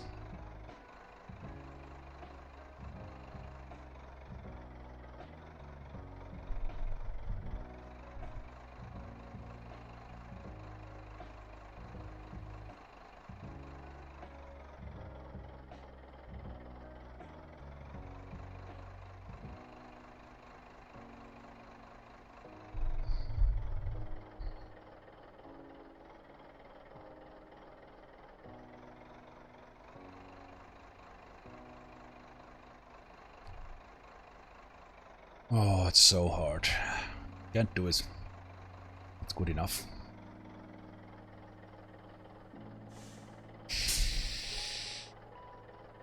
I mean,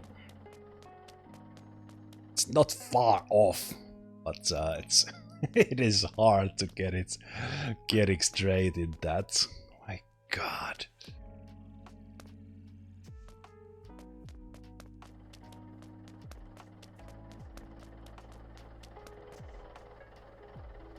Let me do it from here. Oops.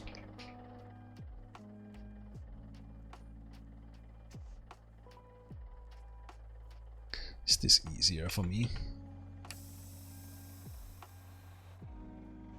I think it might be easier for me.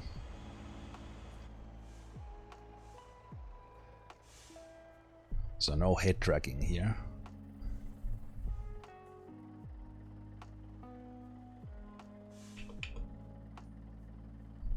Yeah, I can see the dolly better. I can see my front tires better.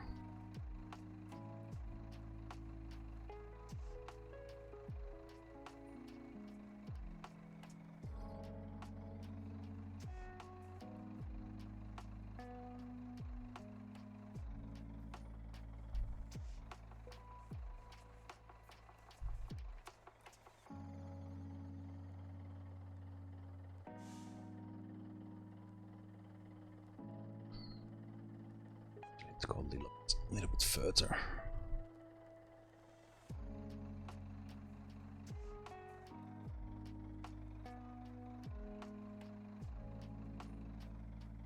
I mean, it's not straight, but yeah, I think I would be able to do it better from there.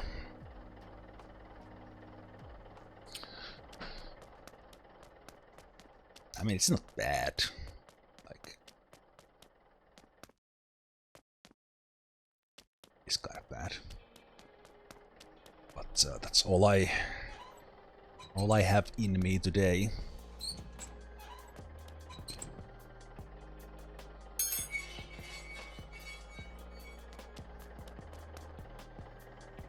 close enough.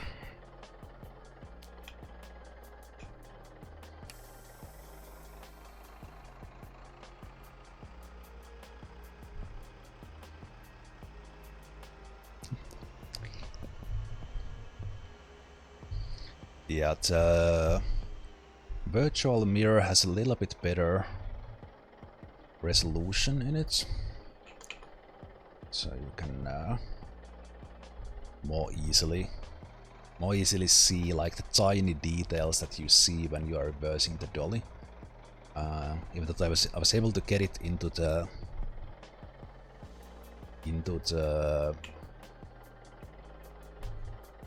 fuel drop points, like kind of going 90 degrees, because it was not as exact as trying to get it between the lines. But when I got my trucker license 27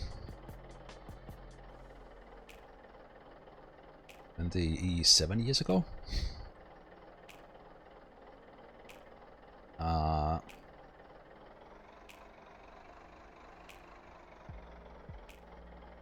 in a real truck, that was like no issue at all. Okay. Oh, actually. Back to the truck. Engine off.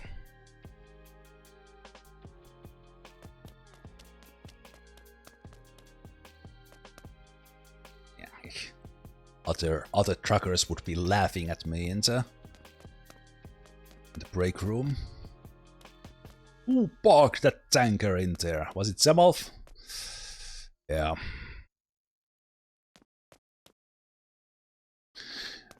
Okay, but I think that's it for Motor Town today, because this is a ton of work with this wheel. It's a whole lot of fun, but 4 hours is quite a lot to work on the wheel.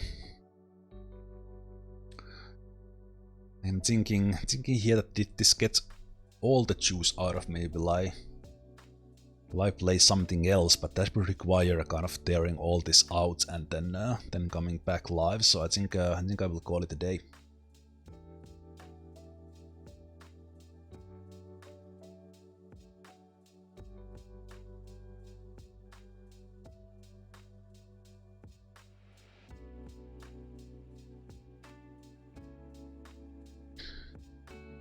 Okay, let's see how company is doing. I forgot to maintenance these, but the 60-minute day was actually quite a lot of fun. Like it made the day feel longer because it was longer, and the night as well. Like it was not basically doing one of these drives. It was kind of felt like we were doing that during one day instead of going like through the night and a day and a night. So I think for these longer drives it's a better time scale. But yeah, it does kind of twist the money making, because you need to kind of, we were actually making a little bit over 10,000 of the old ones, but it's still working well, the setup.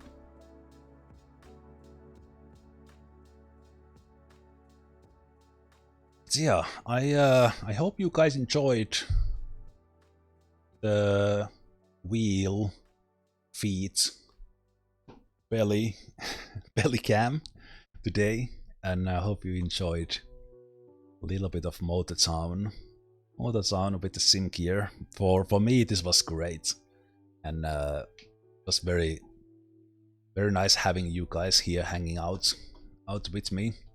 And now I was actually, there was almost no settings I would change apart from just adjusting the force feedback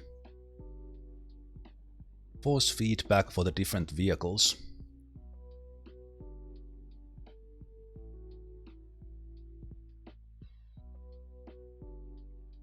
But yeah, other than that, it was good. Let's call it a day. Call it a day there, and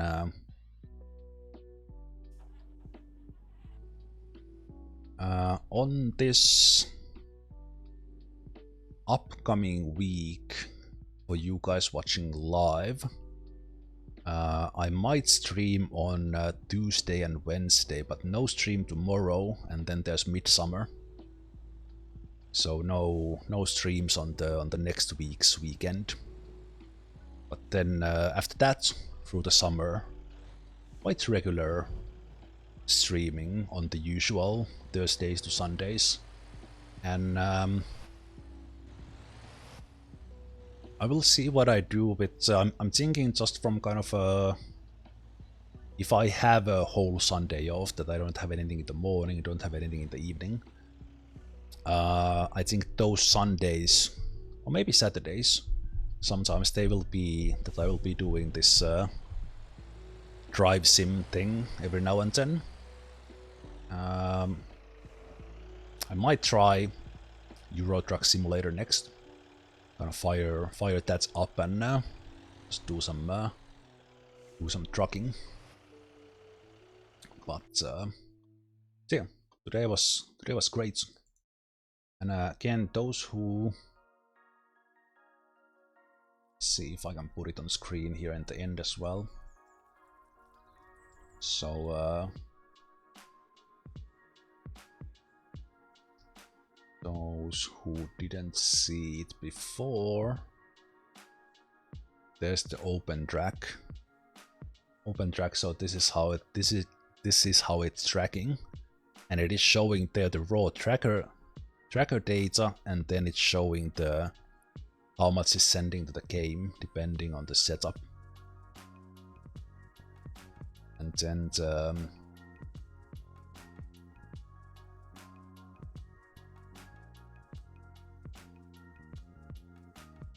now that it's tracking, I actually stopped this, it's easier to see.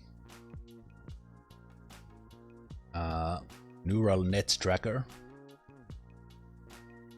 Neural net tracker in the input, free track 2.0 enhanced, and I used Axela. There are other options here in the filter that you can experiment with. And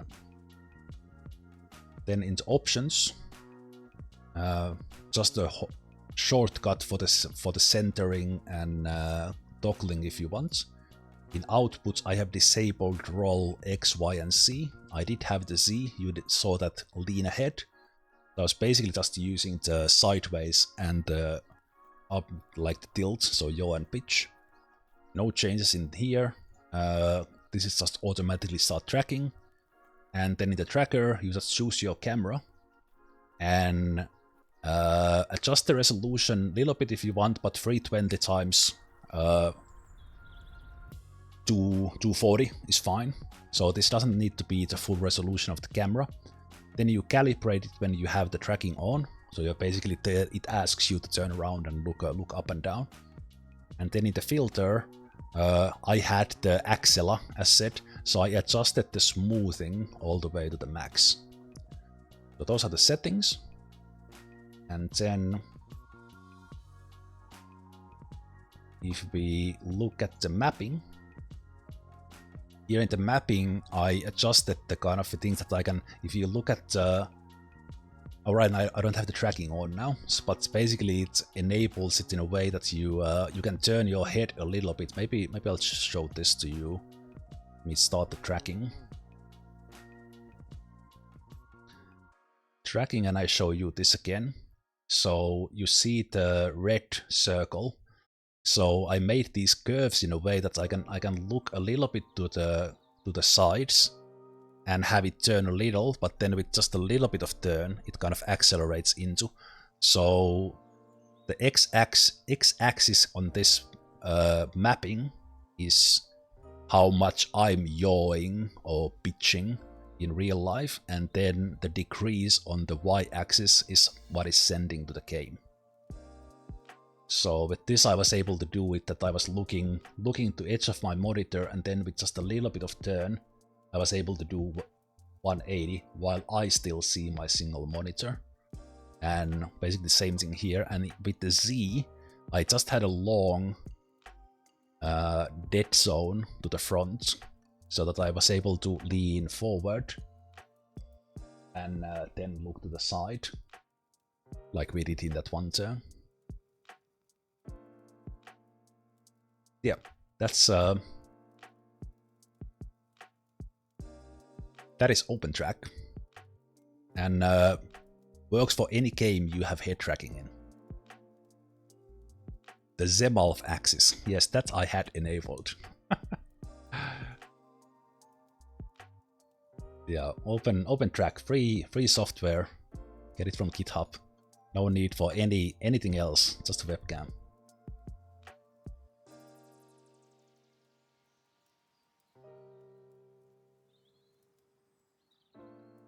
Oh man. Yeah, thank you so much, guys, for hanging out today.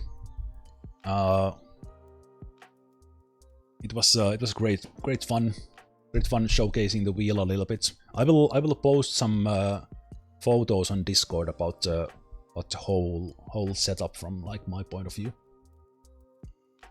Yeah, let's call it here. And as said, next stream might be in like week and a half, but I might also play something on Tuesday and Wednesday. Let's see.